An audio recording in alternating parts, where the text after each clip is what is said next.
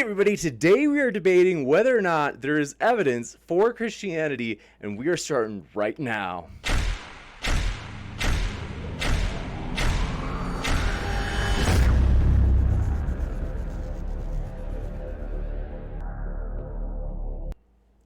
Ladies and gentlemen, thrilled to have you here for this epic debate. This is going to be a big one, folks, as today we are debating whether or not there's evidence for Christianity. And if this is your first time here, whether you be Christian or atheist or one of the many strange creatures in between, I want to say we are glad that you are here no matter where you stand. And if you'd like reminders of future debates, feel free to hit that subscribe button and that little notification bell. Has got a lot more coming up.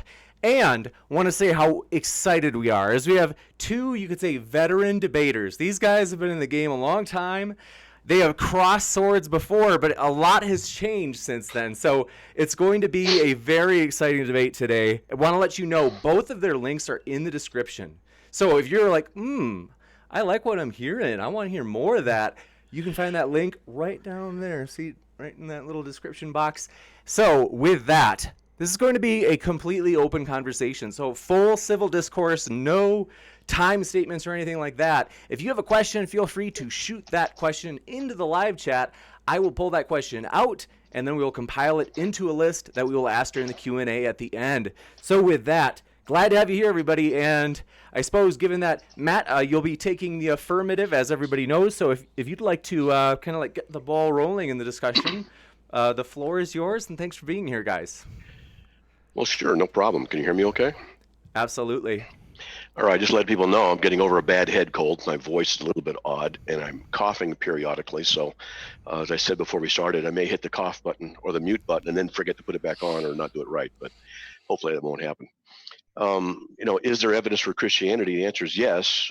Christianity exists, so therefore there's evidence for Christianity. But that's too simple, too trite.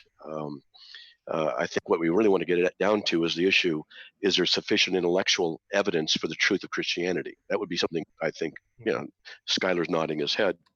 And I can take that from most different directions: the necessity of logic and preconditions for intelligibility, the absolute moral statements that we can conclude exist, and the universality of the concepts of moral absolutes. We could do the issue of our own existence and the necessity of our existence and how they can come about in an infinitely old or non-infinitely old universe.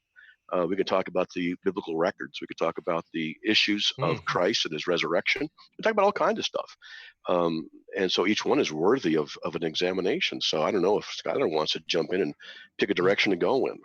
Yeah, let's go with moral absolutes. I like that. I think that sounds like a good way to kind of to go about this. Let's go with that. Okay, well, can I quiz you then, like I do when I set up atheists? I say, I'm going to set you up. Are you ready?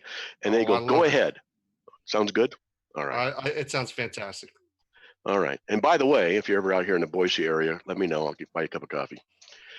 I appreciate that, man. Yeah, sure. Seriously. Okay, so let's define our terms first. We know what a moral is. Something like you shall not lie, don't murder, don't commit adultery, don't steal. Those are morals.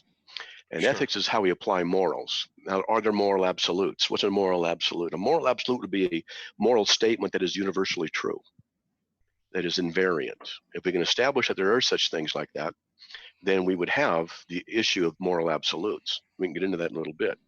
But the fact about morals are here. They're not, for example, in my water glass. We can't take pictures of them. We can't weigh them. They're abstractions. Abstractions occur in the mind. So thou shalt not lie is an abstraction. I shall not slap you upside the head for saying something stupid is, that's a statement that occurs in the mind. So morals are abstractions and they have real world applications.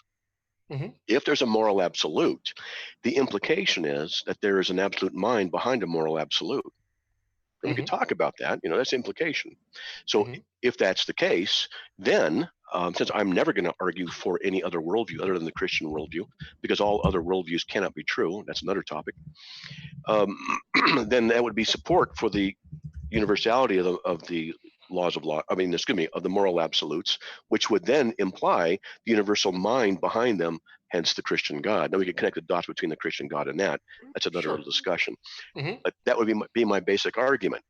What do you think? Sure. I was just going to be clear. I don't believe in moral absolutes, though. So you're absolutely sure? That doesn't reference actual morals. Me making a statement isn't actually anything to do necessarily with morality. Okay. Saying something I'm sure about it. I don't know why you would need to throw the word absolute in front of the word sure, though. Okay.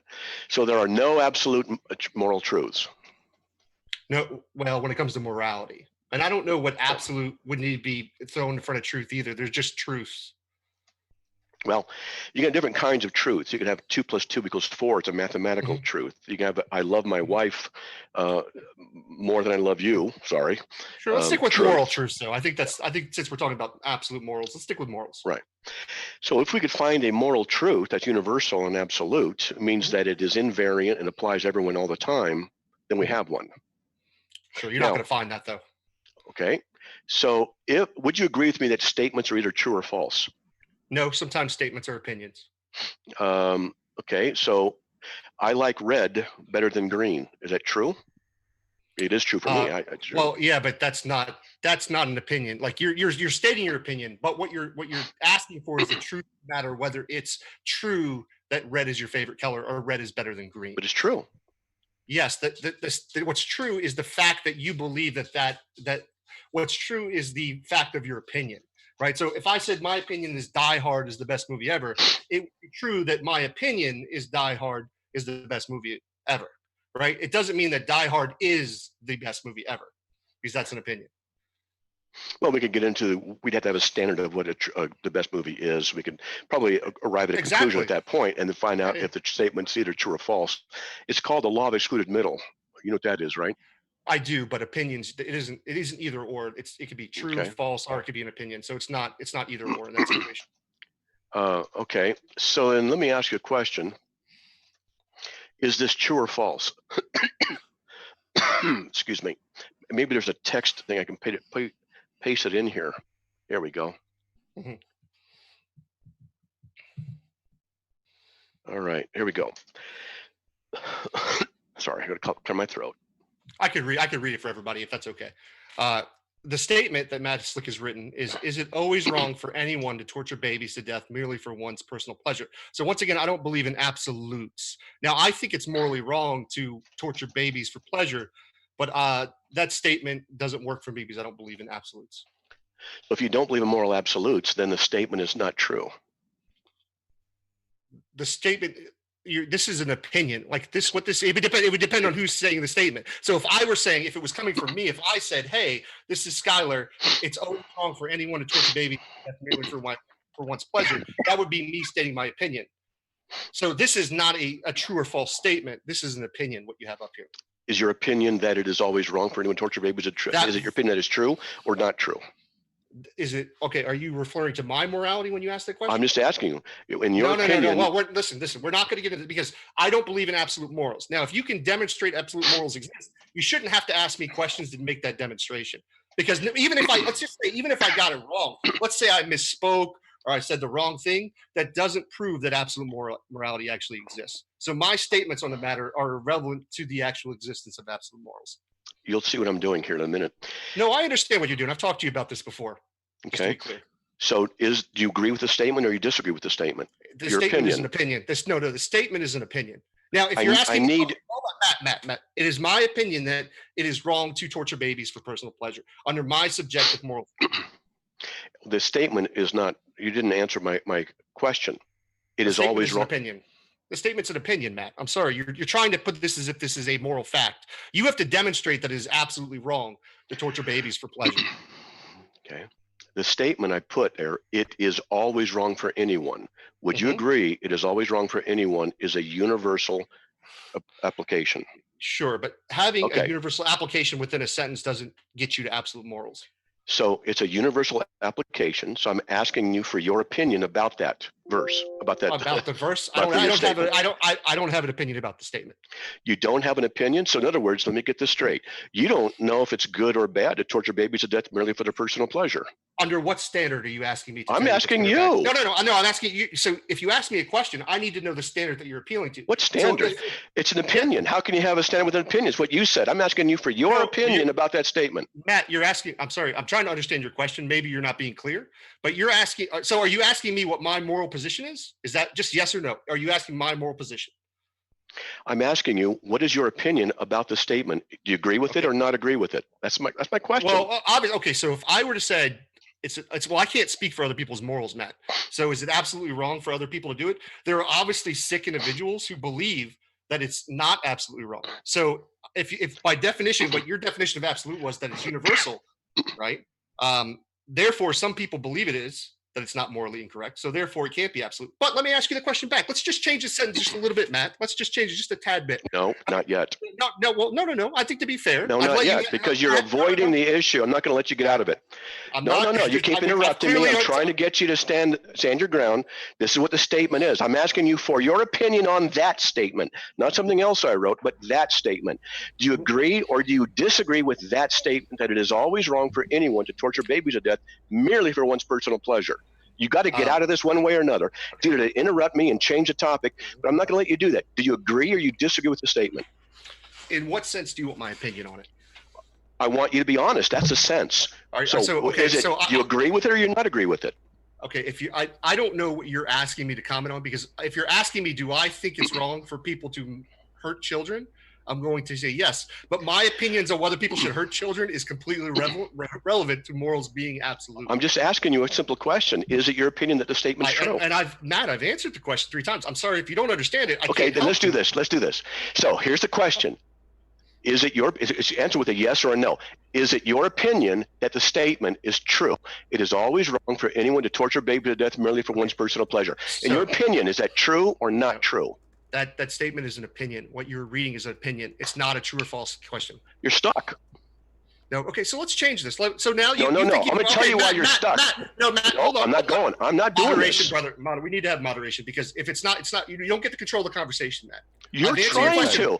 All right. Matt, I'm going to show you that you have a problem. 1 second. You don't want me to do it. Put the vice Matt. on you. 1 second.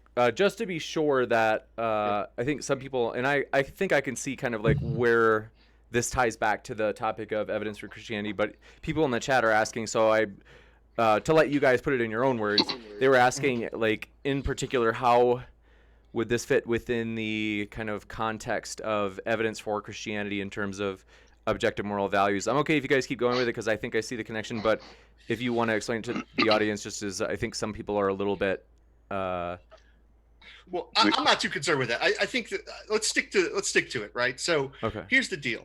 Like, the problem with what Matt's doing is he understands my position. I'm an anti-moralist. I don't believe morals are objective. I don't know why we have to go through all this. You understand what those are. You understand philosophy, right? But if I were to change this statement to, is it always wrong to kill a healthy baby? Matt, could you say that that's always wrong? I cannot say it's always wrong. So it's sometimes right to kill a healthy baby. I don't know. I'd have to look at all circumstances. Okay, 1 Samuel 15, where God orders the Israelites to kill the Amalekite babies. What's wrong with that? God can do what he wants. No, he knows all things. I'm not asking a moral question. I'm just saying it's not wrong in that context, though, right? You're asking a moral question. It's not wrong in that context. I'm not asking a moral question. You're asking if it's wrong. You contradict yourself. Fair enough. I misspoke there. Okay. So then it's not always wrong. If it's moral for God to order people to kill babies, it's not always wrong to kill a healthy baby. So you know the answer. So you know the answer. No, that's correct. You're very good. So what's the problem? Good.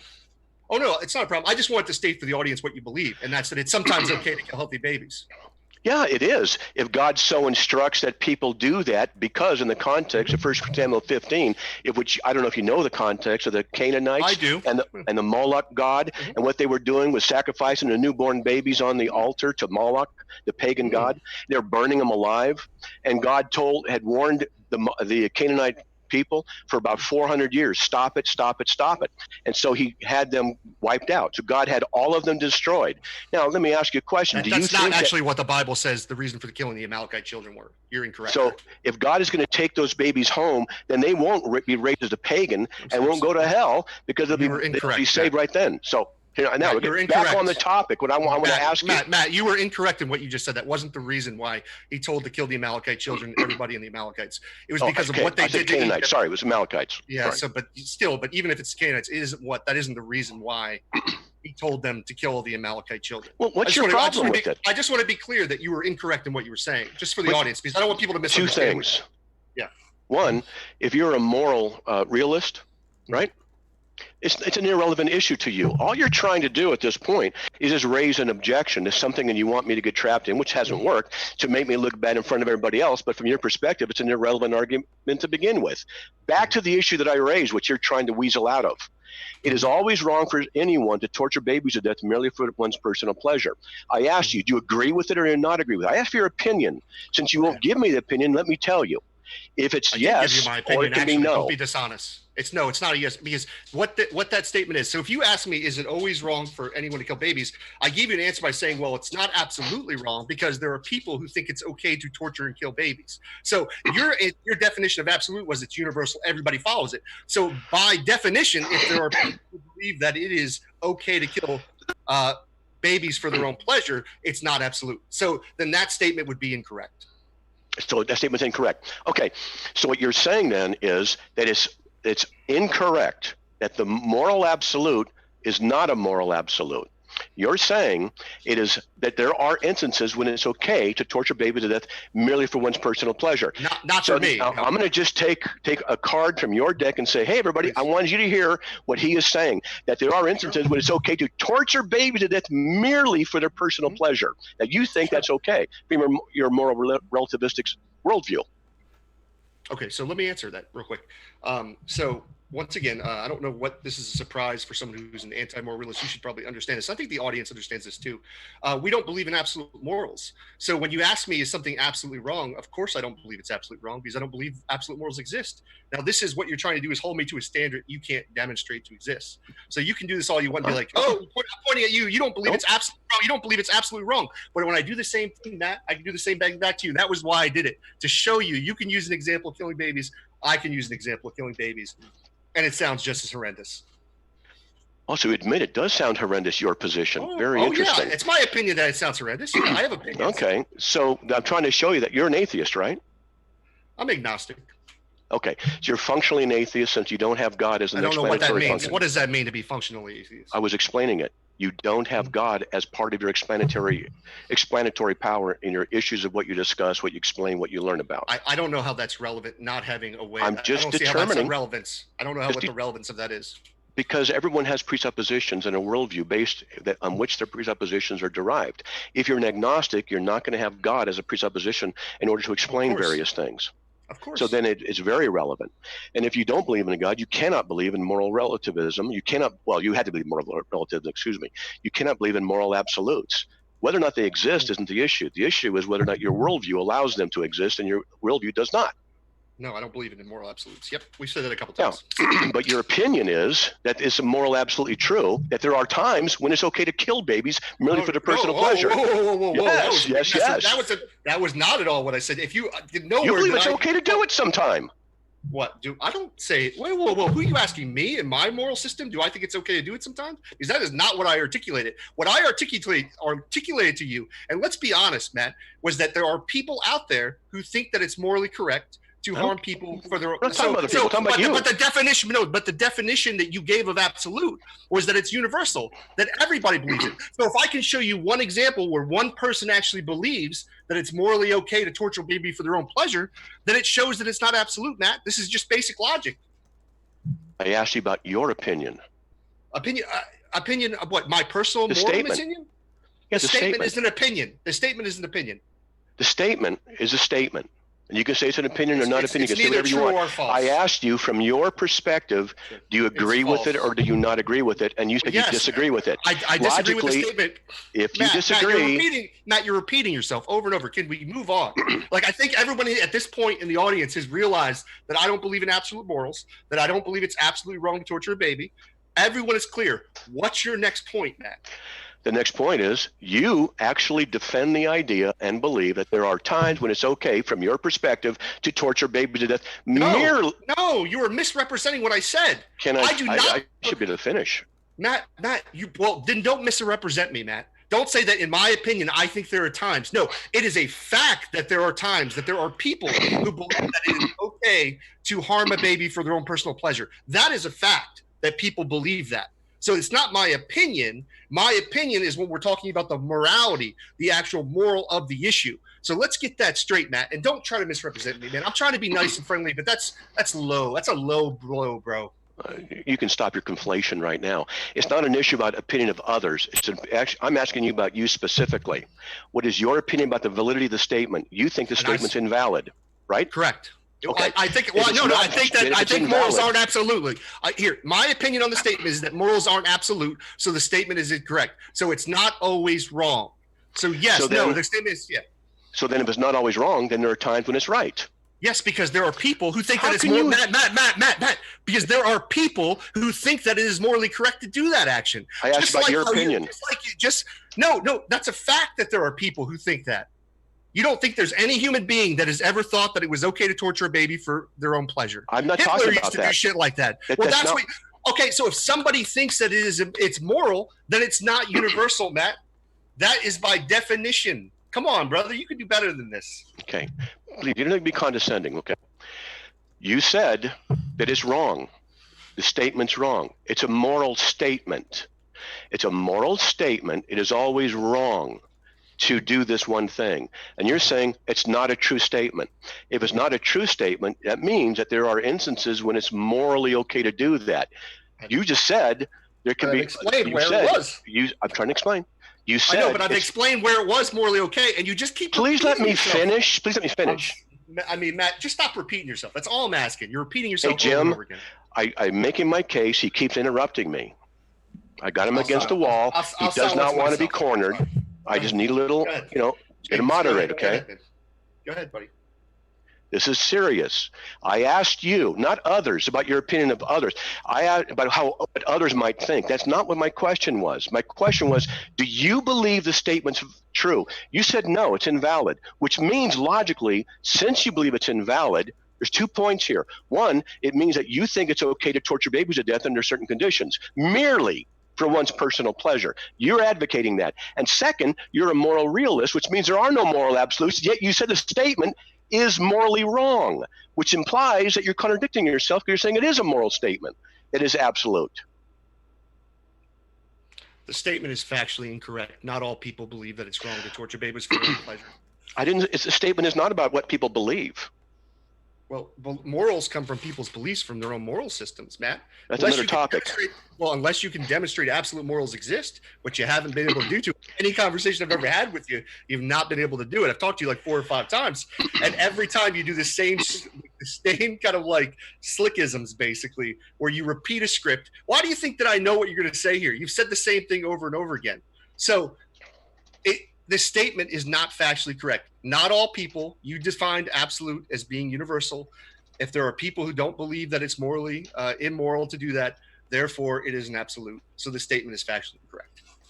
It's not about whether people disagree or agree with it. I asked you. The problem is, in your worldview, you can't ascertain whether it is or is not true. For you to say that it is or not, either way, is to contradict your own worldview, demonstrating you refute yourself and your whole worldview. You're a moral realist who doesn't believe in moral absolutes. If the statement's not true, and you said earlier, you said it's morally wrong to do these things, you contradict yourself. I appreciate your opinion. I proved it. I quoted you and showed you where you did. You haven't come back to get out of it. Sure, and you're super humble too. Ad hominem doesn't validate your argument. You want to ask me a question now? Yeah. Yeah, sure, absolutely. So under Calvinism, you guys believe that with God's decretive will, that everything is basically planned out. So anything that like a book writing like an author writing a book, whatever God decrees will happen. So under your worldview, you believe that God decreed that children would be molested, we would have child soldiers, that they would be executed and suffer. Is that true? That with God's decretive will, he decreed that children would be molested and there would be child soldiers? Yes. Mm-hmm. Okay, just want to make sure. And so it's not absolutely wrong to be a child soldier or to molest children, because unless you're trying to argue, well, here's the thing. So if it's not absolutely wrong, how can God have people do an absolutely wrong action? Wouldn't that go against his very nature? If it's absolutely wrong to molest a child, why would he write a story or create a reality where children would be molested? And actually, not only just create a reality, because you don't really believe in free will in that sense. You think this is exactly the world that he wanted, and exactly everything that happens is exactly the way he planned it out. And the way that God planned it out was that people would do things that go against his own very nature. Okay.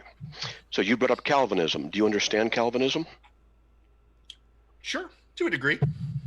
Well, I've been defending Calvinism for close to 30 years. I have a master's of divinity from a Calvinist seminary. And let me tell you, you're already failing to understand what we teach in decree. Well, you agreed with when I asked you the question. No, we haven't defined our terms. Well, why? Then why would you say yes? That's what God decreed? Because God decrees, but there's different forms of decree. Okay. So when now God decrees that a child's going to be molested, what does that mean? That's the right question to ask. Well, answer it. So there are different senses in which decree can occur within the biblical context, within the Calvinist context. There can be a direct decree and an indirect decree. Now, before we get into those, let me talk about free will a little bit. I'm not going to get into this too deeply. Free will is simply the ability to make choices that are consistent with your nature, that are uncoerced. They're not forced. You're freely able to make a choice. No one's coercing you. No one's forcing you. In different circumstances, you make different choices because different circumstances in your freedom. Calvinism asserts man's freedom in that sense. Can people go against God's decretive will? Let me explain first. So no, the decree. Let me explain. Okay, really? Since you brought up Calvinism and you said they can't, then explain why. Yeah. What that means, the decretive will of God, in the sense that they can't go against it. Explain it. Yeah. You want me here? Actually, here. Hold on one second. No. Don't look it up. No. You said you knew it. No. I have your page. I saved it because I actually have the definition from. So you have to go to what I'm going to teach you already in order to learn what you said you already know. Look right here. I'm going to show you guys right here. I have it on it's right here. Decretive will. You can see it here. I saved it before the show, so I could actually do a little research. And what I don't like to do, Matt, to be honest with you, is I don't like to just wing it when I say things. I'd like to be more precise in my language. That way it doesn't become a debate about what I said. But here's what you say on your carm.org. The decretive will of God is that which God is sovereign, or that we may or may not know, depending on whether or not God reveals it to us. The decretive will, God directs will where he causes something to be. So he causes it. So he causes children to be molested and cause children to be child soldiers. So I don't think I've gotten anything wrong yet, Matt. Okay. Well, thanks for pointing it out. I will expand on that definition to be even more. I will expand on the definition to be even more precise, because this is what happens whenever I do debates, whenever I teach. I always go in and modify this little thing, here, this. The causation of God can be either direct or indirect. And in the indirect cause, there's no violation of the person's free will. This is something you don't understand. This is something you fail to understand. I've offered many times to teach atheists biblical theology, and particularly Calvinism, which they like to pick up a rock and throw at when they don't understand what they're talking about. I'm willing to do that with you as well, off air sometime, and teach you what we actually teach, so that you don't show that you don't know what you're talking about here. The decretive will comes after Ephesians 1:11. God works all things after the counsel of his will. There would be a direct decree and an indirect decree within his decretive will. A direct decree would be something like, let there be light. Bang, there's light. God is directly causing it. There's an indirect causation where God can put people in places and circumstances they freely then to choose what they want to do, because it was ordained by God that they would do that. For example, it says in Acts 4:27-28 that God predestined people, Herod, Pontius Pilate, the Gentiles, and the Jews. You should look up this verse, Acts 4:27-28, to do whatever his hand and his purpose predestined to occur. You go back to Acts 2:23, and it says that these wicked people, are the ones who nailed Jesus to the cross. What the scriptures are teaching is both, that God ordained that it would happen in his, what we call his permissive decretive will. He permits it to occur because it's what he wanted to occur, but he doesn't cause them to do it, and they freely chose to do it. Yet they're the ones responsible. This is what you fail to understand when you raise this issue of decree. You need to do your homework. Yeah, you can make all the claims about my homework and what I've done. Hold on. Can people go against God decrees will? If God decrees that a child will be molested, is there a way that child won't be molested? Did you not hear what I just said? No, well, just a yes or no. Yes or no. No yes or no here. Oh no, you won't. I understand. It makes you look bad if you just say yes. No, it's not. That's not it. I just explained to you. Matt, you're filibustering now at this point. You're filibustering. I just explained to you his direct and his indirect decree. Okay, so I'm asking you. Is it clear? Is it a direct? So if God decrees that a man is going to molest a child, is that a direct decree? No. Okay. Well, kind of explain. Okay. Can that man go against God's decretive will? If God decrees that he's going to molest a child, can he go against that decretive will? His indirect or direct decree? However, it would be decreed in a situation where a man is going to be. I know. Wow. So, can you answer the question instead of all the extra stuff? Can a man go against his decretive? Do you believe God decrees that a person X will molest a child? Let's get it cleared. Yes or no? Direct or indirect decree? Okay, if God does, is there times where there are direct decrees where God will order somebody to molest a child? No, because it would be against his nature perfect. To decree someone to purposely sin by his active hand. Gotcha. So then it's a non-directive decree. Can someone go against a non-direct decree? It's called indirect. Indirect. Indirect. You didn't know about this. Okay, hold on. Can somebody go against an indirect decree? It's not an issue of going against. You don't understand. Well, no. Just answer the question. Can they go against it, Matt? You're dodging. Am I allowed to answer the way I want to answer? I would just like direct answers, but you can answer however you want because it shows the audience that you're not willing to answer. Maybe it might also show you that I have a better understanding of the topic than you do. Maybe. I do. Since I've been defending it, I've written an outlines on Calvinism, something like 80 pages of outline notes I've been assembling for 27 years. I know the topic. And when you're so humble about it too, you know? And when atheists routinely bring this stuff up, not an atheist, by the way. Agnostic, atheists, whatever, when they routinely bring this stuff up, I have to routinely tell them, you've not studied the topic sufficiently. You've only studied enough to try and ask a question. You're talking about everything except for the question, Matt. I mean, it's obvious to the audience. I'm not going to let you get away with this. You could ramble about stuff. You're talking about more than the actual issue. Sorry, Jim. Go ahead. I'm trying to talk to you, and you're trying to force me into a corner, and it's not a corner that even exists. I'm trying to tell you, it's the difference between the direct and the indirect decree of God. I explained to you the issue of free will, what we Calvinists hold to in free will, and that God can indirectly decree certain things to occur, but it's by their free will that they choose to do it. God's not responsible for their actions or their sinfulness in that. This is the Calvinist position. And when you want to say yes or no about decree, you throw all of this additional information out the window. It is a disjunctive syllogism. It is either or. Either they can go against his indirect decree or they can't. So I don't know why it's so hard to say yes, they can go against his indirect decree. Can they or can they not? There's a sense in which they can. There's another sense in which they can't. Do you listen to me on the radio at all? No, I don't have time for that. Well, I've been on radio for almost 15 years now, and I will answer questions. I'll say, in one sense, yes, in one sense, no. Let me explain. I try and teach people. But people who don't want to know the answer do what you do. Okay. So now, do you want to know our answer as a Calvinist? Well, how about instead of talking about like what you do and how humble you are, why don't you? I'm not talking about humility. You keep doing this. Why are you attacking me for?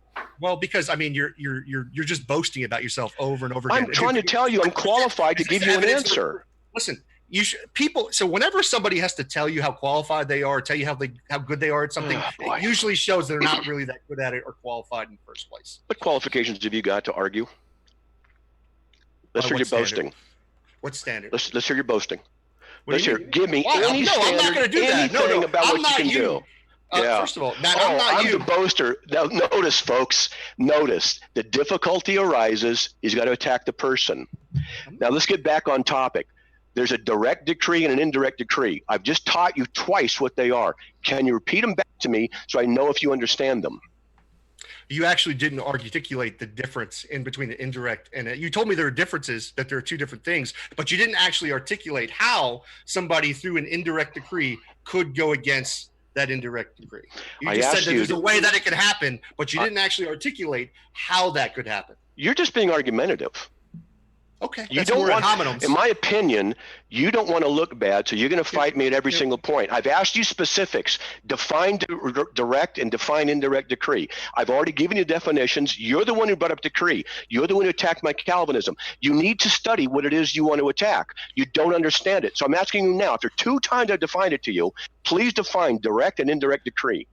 Matt, I'm not attacking your Calvinism. I'm just yes, you are, because you don't understand what you're talking about. Okay.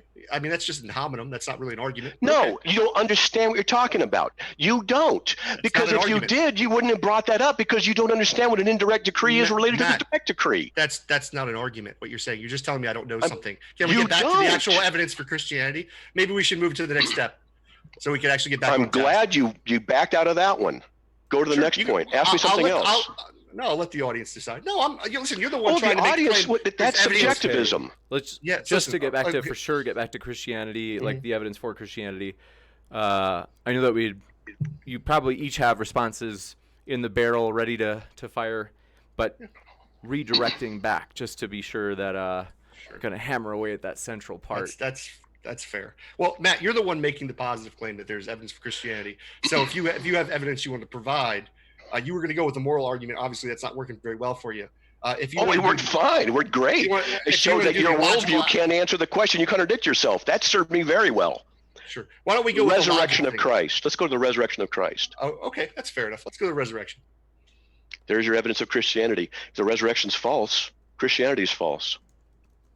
Okay. That's up to you to demonstrate that Jesus actually rose from the grave. I don't accept your claim. I'm just telling you that's what the Bible teaches. That's evidence. The Bible is no authority to me, so it's not evidence to me. So? Do you know what evidence is?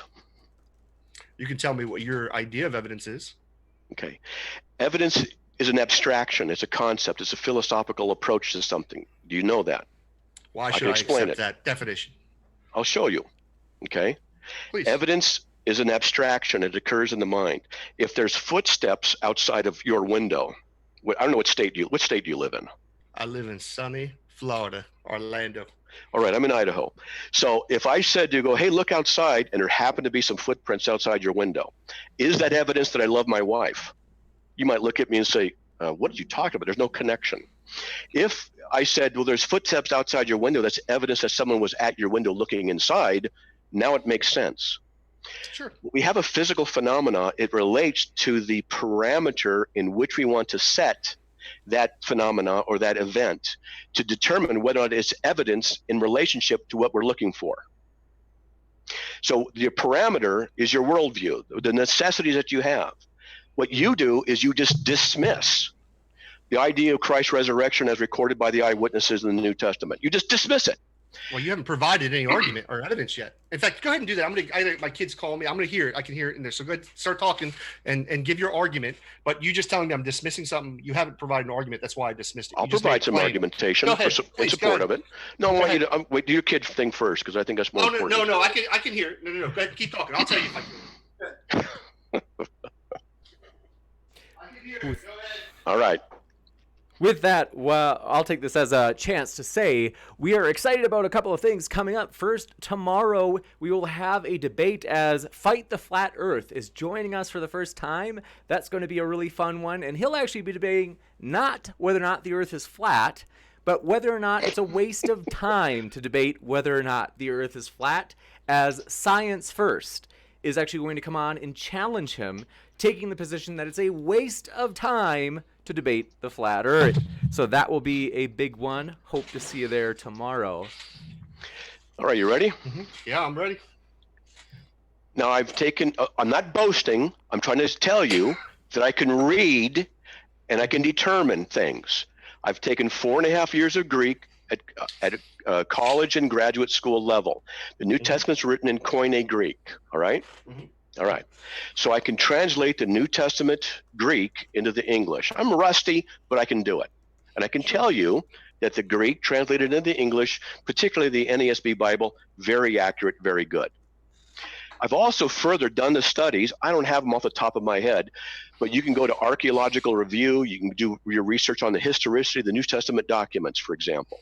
And no scholar who knows anything would say that the documents aren't ancient, aren't old from that ancient time.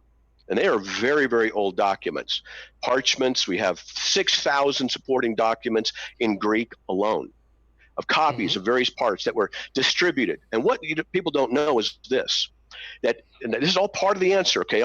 Just give me a couple minutes. I'm trying to make it as fast as I can, not trying to hog time.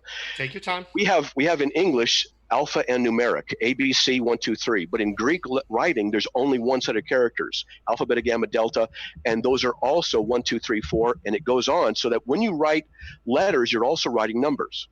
The reason that's important is because when they would do a copy of a codex is a page. When they would write a copy of the original document, they were also writing letters because letters are also numbers. The copyist then would add up the numbers of both sheets, having copied, and they did not do it by memory, they did it letter by letter. And what they would find is that this is a very, very accurate way of transmitting the documents from then to now. With all the 6,000 supporting manuscripts, they are something like 99.98% textually identical. They're remarkably well preserved from then to now. Now, the book of Acts is a book of history. And the book of Acts was written after the book of Luke. And you can verify that yourself by going to the first few verses of Luke and the first few verses of Acts. And you can read, and you can see Luke wrote Acts first. Acts does not contain the death of Peter or Paul, which happened roughly 62 to 64 AD. There's some debates, but let's just say 62 AD. Doesn't matter. It also does not contain the destruction of Jerusalem in 70 AD, which is prophesied by Jesus. The book of Acts does not contain these super significant historical markers, but yet it does contain the death of Stephen in Acts chapter 7. This is the most logical reason is because it was written before the death of Peter and Paul. So roughly written, we could say, just for easy math, around 60 AD. But Luke wrote Acts, and he also wrote the book of Luke. But he wrote Luke before Acts. So we don't know exactly, but just for easy numbers, I'll show you something. Let's just say 5 years earlier. It takes a lot of time to do this research and writing, particularly in that time. You had to interview, travel here and there. So let's just say 65 AD. Most scholars agree Matthew was written before Luke. Let's just say 50 AD. Could go back 5 years each time. And most people say that Mark was written 5 years, just before that, just doing quick numbers, roughly 45 AD. Jesus was crucified in 33 AD. We're talking roughly a 12-year difference. The writers were still, the people, the witnesses of Christ's death, resurrection, etc., were still alive. Paul was a witness of it as well, as was Peter, who wrote, as was Jude, who's a brother of Jesus, and John, who was a personal disciple of Jesus, and Matthew, who was too. And they wrote about the resurrection of Christ. The historical evidence is there. Now, my critics who are in this, in the chat, they're all negative. That's fine. But these are the facts. These are the facts that you can go verify yourself. I've verified them many times over 40 years. The fact is, they're very, very early, right there at the events. Now, the question then becomes, are they accurately representing what happened? That's the next question. There shouldn't be any doubt that they're early. Well, let's just say I grant you all that, and I'm not going to argue, I'm not going to quibble over all that kind of stuff. It doesn't. Then you get to the point where you've got to demonstrate that it's actually true. What these people are actually writing is accurate and honest, and Jesus Christ actually rose from the grave. And I don't know how you're going to do that. Yeah. Let's look at that. See, proof is different than persuasion. Because your worldview doesn't allow certain evidences to come in and fit, there's obviously no possibility of proof to you. But how can I prove to you that Alexander the Great lived? Can't prove that. That's an empty claim. Well, that's an empty claim that my worldview doesn't allow for proofs and evidence. I don't know if I exactly proof of Christianity. Oh, proof. Well, no, I'm agnostic.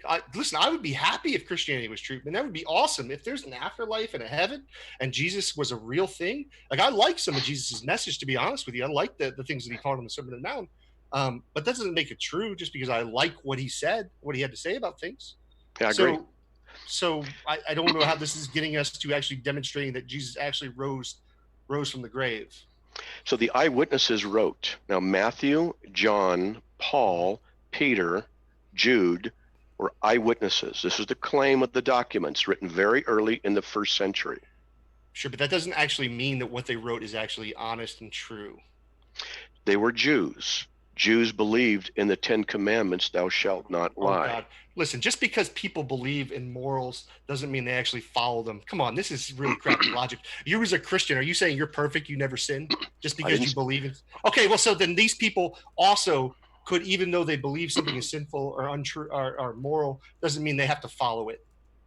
Okay, so what you're actually saying is that the Jews who live... Someone said something dumb in the comment. Skylar's anti-Semitic, someone wrote, which is ridiculous. I'm sorry, guys.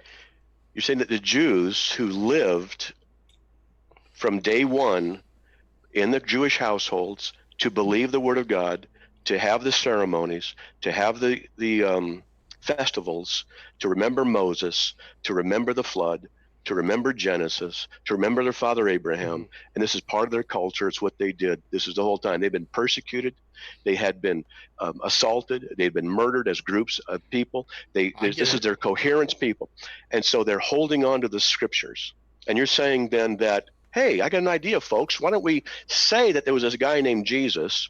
We'll say that he did all these great things. Let's write up some stuff that he said, and let's say that he died on the cross and then rose from the dead. But it really didn't happen.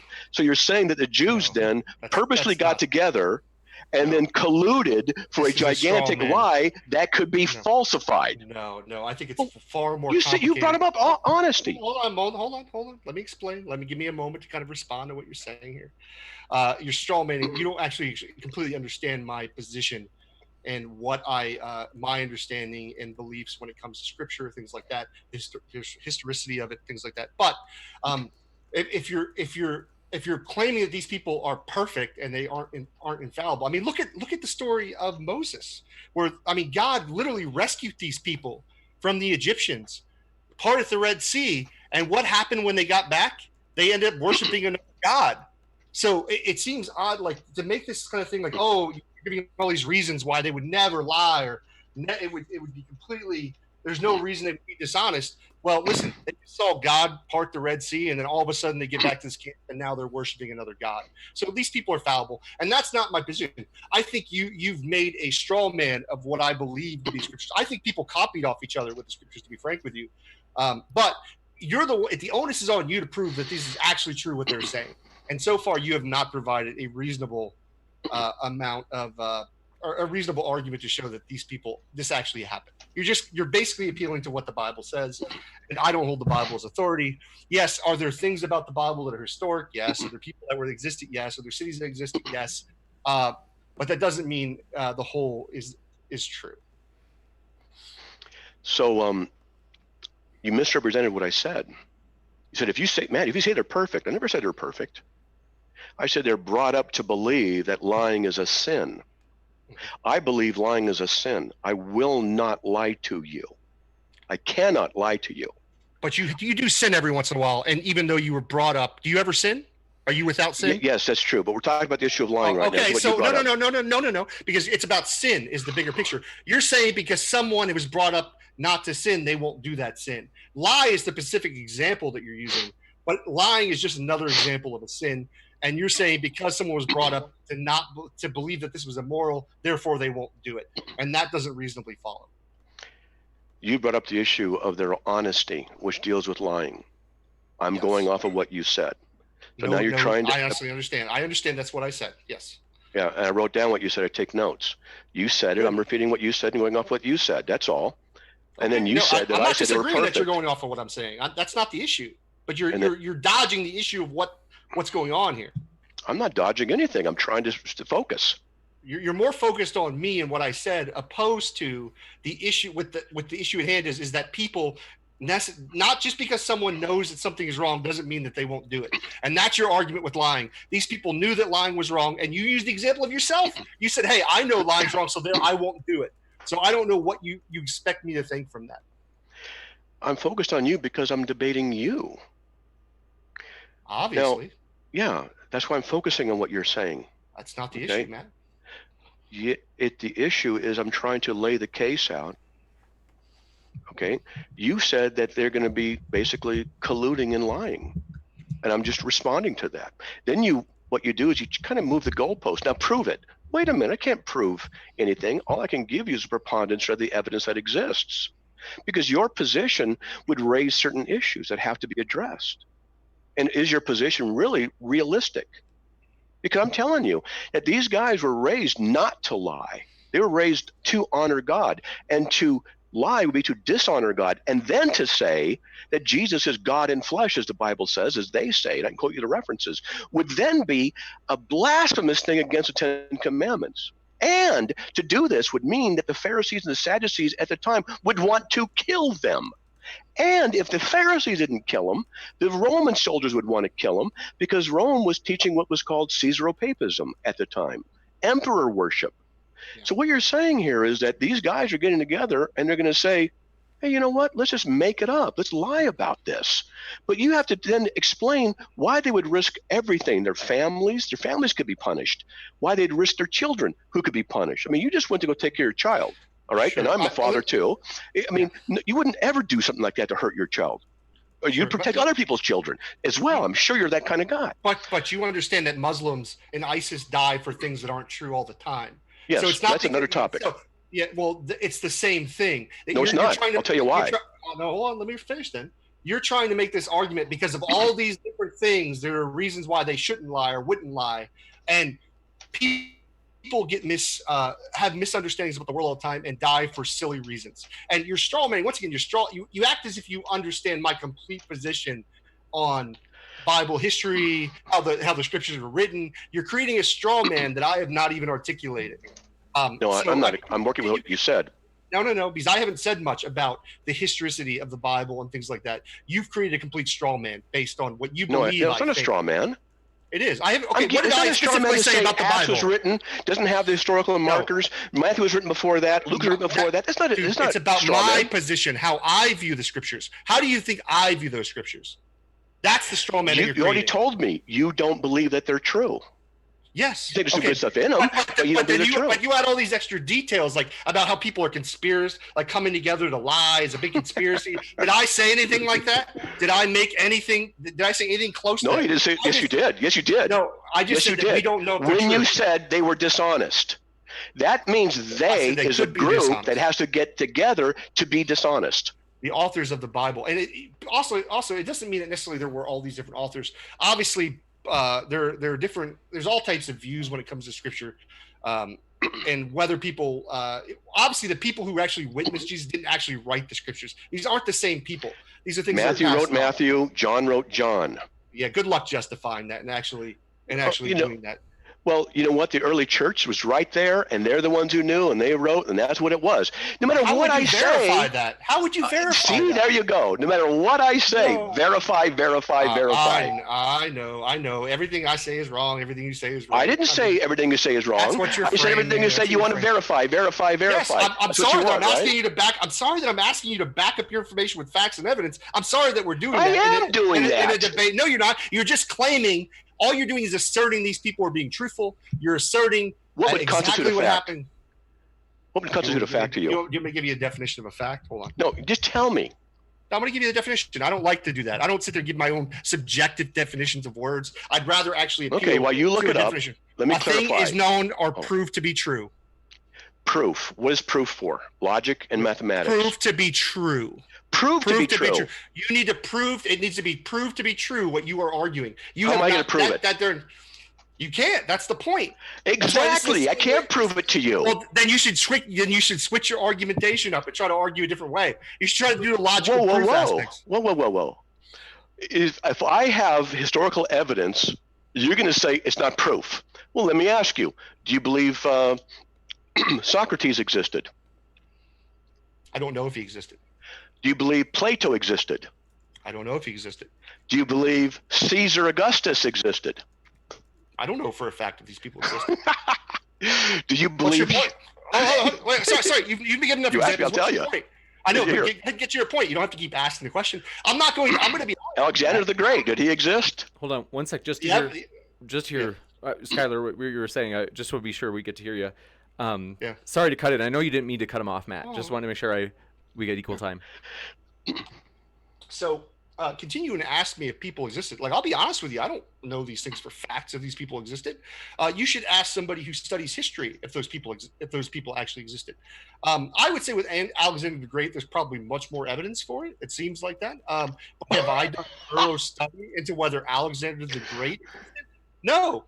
You want me to be humble? You want me to be honest? Would you rather me lie and say that I know for a fact that he existed? I don't. So you can either have the truth or you can try to like make it into something that makes me look bad. So whatever you want, man. Do you believe Alexander the Great, Socrates, and Plato existed? Don't throw them all together. I think there's much more evidence for Alexander the Great than there is for Socrates. So you believe Alexander the Great. Prove to me he lived.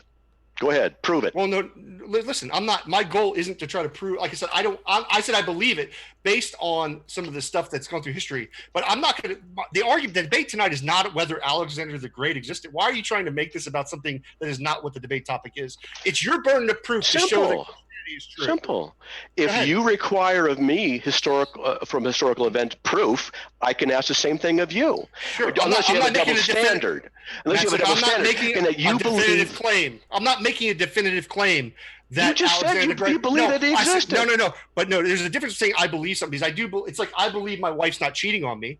There's no way I can know with absolute 100% certainty that she isn't, right? The evidence leads us that way. So what you're doing is you're trying, once again, you're getting away from the actual argument of tonight because you think this is I'm showing you the principles that you have are inconsistent. Argue Christianity. No, there's nothing. I'm saying you're I don't know for 100%. I'm trying to show you. Matt, I don't know for 100% fact that Alexander the Great existed. You don't. I asked you, do you believe he existed?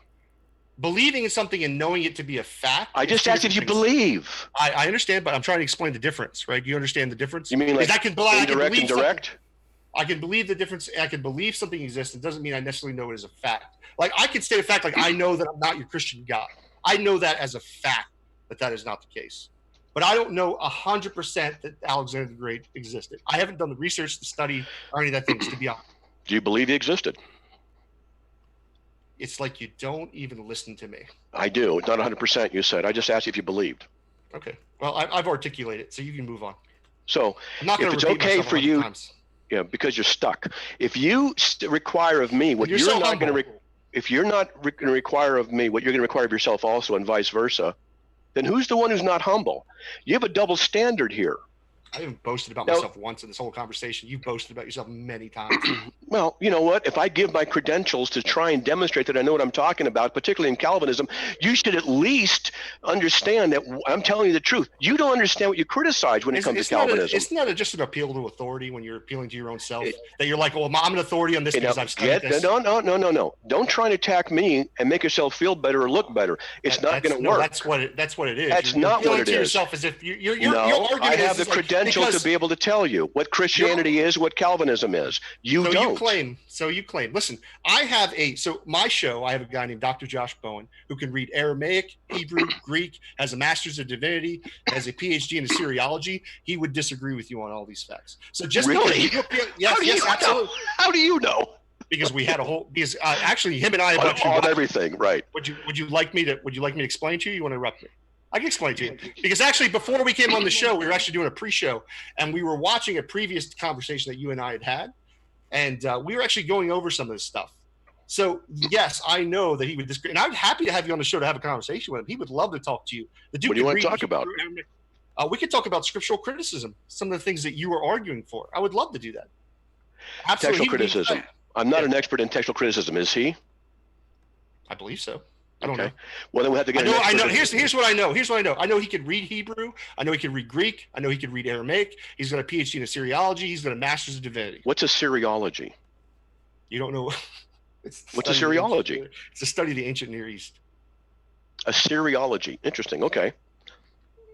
Mm-hmm. So can we go back to you providing evidence? I have given you evidence. Yeah.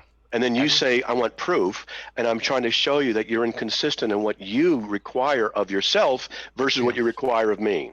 But you When realize I give you the evidence that Acts was written before 60 AD, doesn't have the historical markers. Luke was written before that, written by the eyewitnesses. The church fathers very early on attributed it to the early stuff. You say it's not proof. Well, of course it's not proof. Proof is for mathematics and logic. This is evidence. You do with the evidence what you want. You said evidence. That's what we're supposed to be discussing tonight. It's not about proof. It's about evidence. You want evidence, I give you evidence. And when you say, give me proof, that's not what we're supposed to be debating about tonight. Sure. So let me point this out. Even if I am inconsistent, let's just grant you that I am inconsistent. You are. Okay, let's grant you that. Does that add anything to the truthfulness of your statements? No, what it does, it shows so you. Then why would you hold on? Hold on. Then why would you focus? Because it's irrelevant to the debate. My inconsistency on morality, whether my inconsistency on this, has no bearing on whether you actually arguing your position. And what you do, this is a tactic by theists and apologists in order to attack the other person instead of having to deal with their burden of evidence and their burden of proof.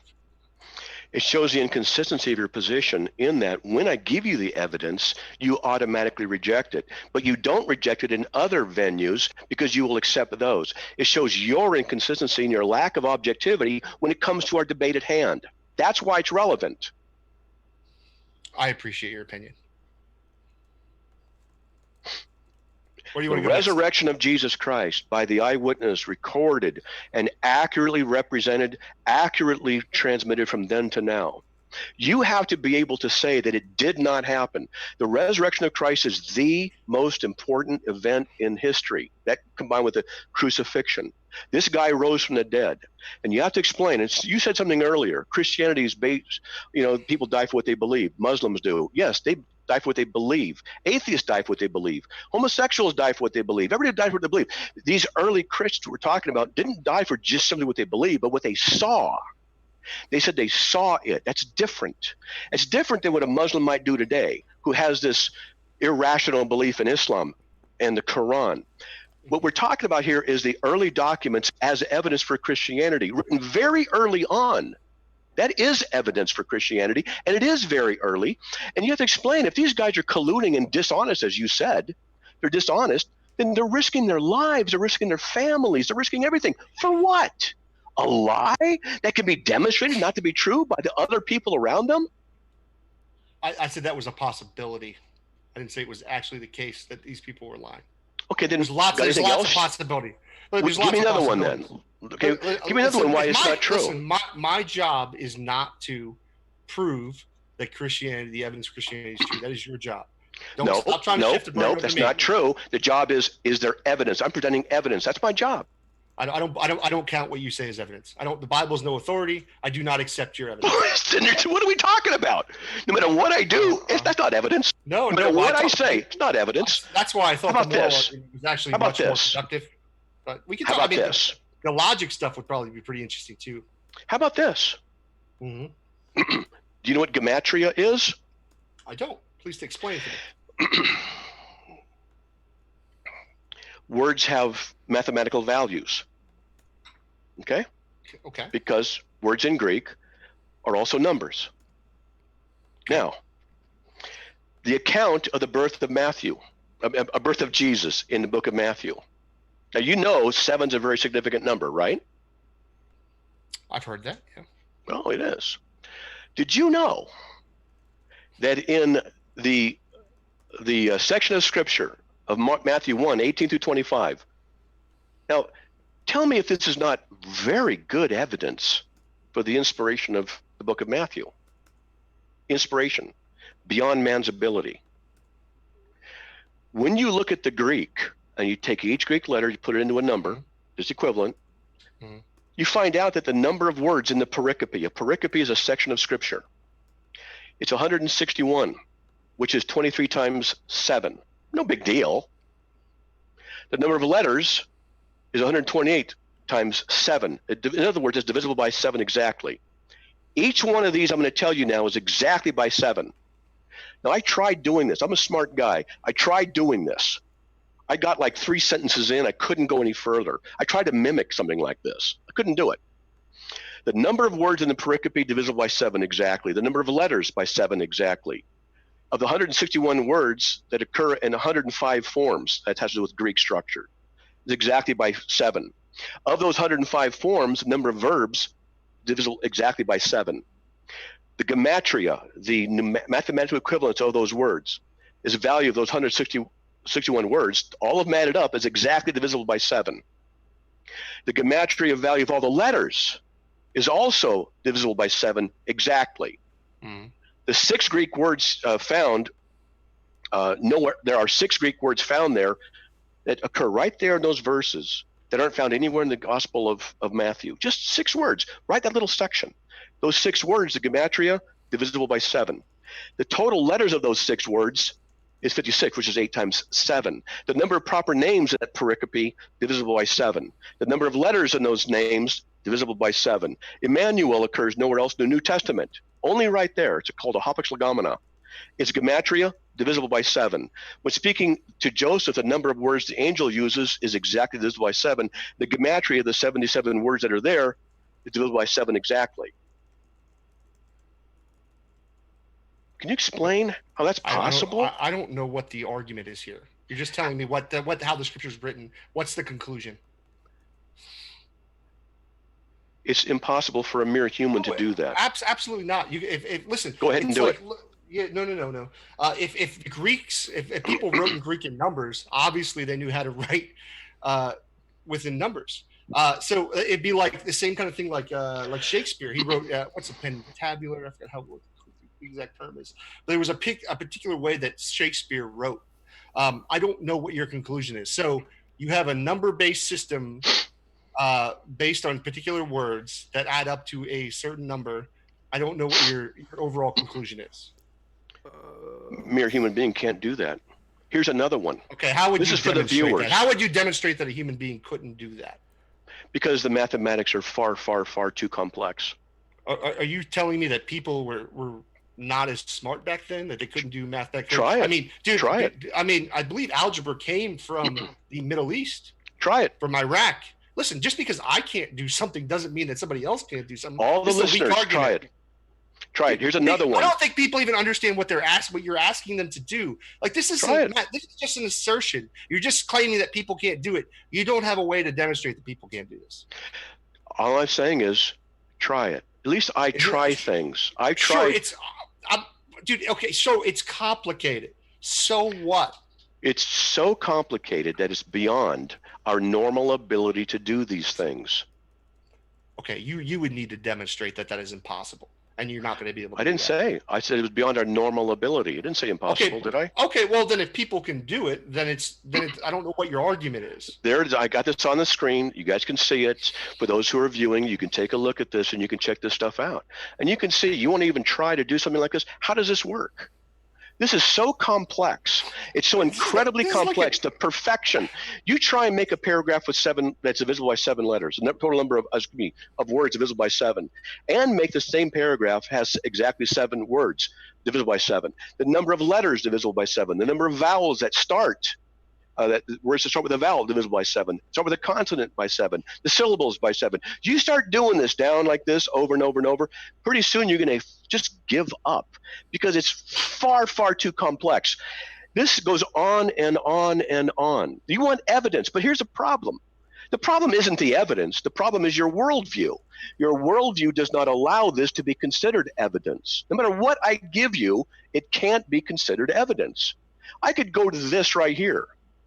Right here, there's a prophecy of 173,880 days. Right there is where this is. In the book of Daniel, 9:24 through 27. It doesn't matter what I say. This is a prophecy of the coming of Christ, 170,880 days in advance. Yes, it's not evidence, is it?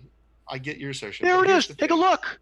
Okay, I'm going to respond now, Matt. I can't do physics either. It doesn't mean that people can't do physics. I'm like, this is such a laughable argument to say because I can't do something, and you already claimed it was possible that people could do this. So I don't know what you're actually arguing. If it's possible somebody can do this, then it doesn't require God. So this I didn't say it was possible. I didn't say it was possible. So you're saying no? So are you saying that a human being could have done these calculations or no? I didn't. Well, it depends on what we would say by calculations. Let me finish. If they have a computer now with sophisticated programs that could do this kind of a thing, that it'd be possible for a human to do it. Back Obviously, then, I'm that's referencing different. the people. Obviously, I'm referencing the people back Yeah, then. I'm going to say they couldn't do it. How am I going to prove they can't do it? Yeah, that's up to you. You don't have to. So it if doesn't you matter. can't, then this point Doesn't matter. Because okay, so then it doesn't. Then I dismiss your argument. that's exactly what you do. You just dismiss things. Yeah, because you haven't provided evidence that it's impossible for somebody to be able to do this. Oh, but I'm showing you. And honestly, and here's the thing too, is I haven't done any study into this particular type of thing with numbers and Greek. So I'm not going to be an ass and try to actually make an argument about it. I'm saying that just logically, if you're saying that it's possible, now you're saying it's impossible humans can do it. You would have to demonstrate that it's impossible for people to do this. Hey, you want me to demonstrate a negative? So you're asking me to demonstrate a negative? No. I'm asking universal you to negative? show. No. Your claim is that what I'm doing. Matt, hold on. Please stop interrupting me. Your claim was that a human being could not do these math calculations, right? That's your claim. I'm asking you to demonstrate that a human being could not do these calculations. No, I can't claim. I cannot prove that no person back then couldn't have done it. That's an impossible request for you. Oh, well, exactly. No, exactly. There is no way that you could demonstrate. So then you're asking me to do the impossible as a refutation? Yes, because then your argument is invalid. What? Because whoa. What argument? No. Then you have made a claim that you cannot demonstrate. Your claim was that nobody could do this calculations. I ask you to demonstrate that claim that nobody could do these calculations. Your respond, nobody could demonstrate that a human being could do these calculations. So yes, you can't demonstrate it. Thank you. Okay, so you dismiss it based on that. Yeah, because you cannot provide evidence that is actually the case. Okay, that's what you're going to do. And that would be a plausible. And that would be a plausible reason for why. Like I said, I haven't done the research in this, so this is kind of pointless to kind of argue over. But yeah, so if you can't demonstrate that a human couldn't do it, and that's why I'm saying that possibly a human could have done it. And you can't. Not so. Well, then I could say the same thing. If you think it's possible, show me how it's possible that someone back then could have done that. You're going to show, because human minds can make calculations? You can't prove that someone back then can. I can't prove someone back then can't. Great. What you're asking is the impossible. And this is not how you refute it. The evidence is right here. Hold on one second. If you can't demonstrate your claim, then we shouldn't be having an argument about this topic. You wanted evidence. I'm giving you evidence. This is the evidence right here. Look on the screen. This is evidence. How do you explain this? That a person could do mathematical calculations? That's how I didn't say just mathematical calculations. That's a misrepresentation of what I said. I didn't say he could do mathematical. I never said that. You keep misrepresenting me. I'm saying, how can I do something like this? Look on the screen. How can they do that? Matt, I'm not going to argue over something I'm not familiar with. I want people to see it. They should. And you can't refute it. Yeah, because I haven't studied it. Just like I haven't studied physics. And if someone that was asking me a question about physics, they're like, you can't refute this physics concept. Of course I wouldn't, because I haven't studied this particular aspect. And you might want to look at this one too on the screen. And look at the evidence here. How is this detailed prophecy possible? Oh, let's talk prophecy. This is a better angle. Okay, let's do that. Let's do that. This one right here. I don't see it. What is it? 70 weeks have been decreed for your people and for your holy city to finish the transgression, to make an end of sin, to make atonement for iniquity, to bring in everlasting righteousness, etc. So you are to know it. What's the chapter and verse? Can I look it up for you? Daniel 9:24 through 27. Okay, and what is being predicted here? So I'll read it. So you are to know and discern that from the issuing of a decree to restore and rebuild Jerusalem until Messiah the Prince, there will be 7 weeks and 62 weeks. It will be built again, the plaza and the moat, even in times of distress. Then after 62 weeks, the Messiah will be cut off and have nothing. And the people of the Prince who is to come will destroy the city, etc. So and this is. Go ahead. This is what it is. Now, Daniel 25, from the issuing of the decree to restore and rebuild Jerusalem, that occurred on March 14th, 445 BC. Okay, Daniel 25. What was the verse? Daniel 9, 25. Okay, Daniel 9. Okay, Daniel 9. Let me read along with you. I like to do Bible studies. I like to kind of do. So Daniel 9, and then we're down to verse 25, you said? Yeah, Daniel 9, the pericope. Okay, so 24 to you 27. know and understand this: from the time the word goes out to restore and rebuild Jerusalem until the anointed one, the ruler comes, there will be 7 sevens and 62 sevens. It will be rebuilt with the streets and a trench, but in the times of trouble. After the 62 sevens, the anointed one will be put to death, and will have nothing. The people of the ruler who will come and destroy the city and the sanctuary. This end will come like a flood. War will continue until the end, and the desolations have been decreed. He will confirm a covenant with many of 7.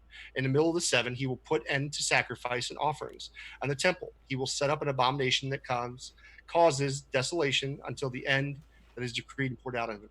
So basically, you're arguing that the people who wrote the New Testament, well, here's what I'm going to say: the people who wrote the New Testament obviously were aware of the prophecies of the Old Testament, and it's very easy to be able to kind of write fulfillments of prophecies after you know what the prophecy is. Interesting. Okay, so it says in Daniel 9, a week of years. That's a Shebuim, 7 years. Go down here. Daniel 9 says it's 7 plus 62 weeks, or as you said, sevens, which is fine. That comes out the to scripture I read said, yeah. That's fine. That's a total of 483 years. That's how many weeks of years those are. Okay. Ancient calendars were based on a 360-day year, not 365. That's a real interesting topic, which I know some stuff, interesting stuff about. The calendars all started changing around the world around 701 BC. That's worth an interesting discussion in itself, off topic.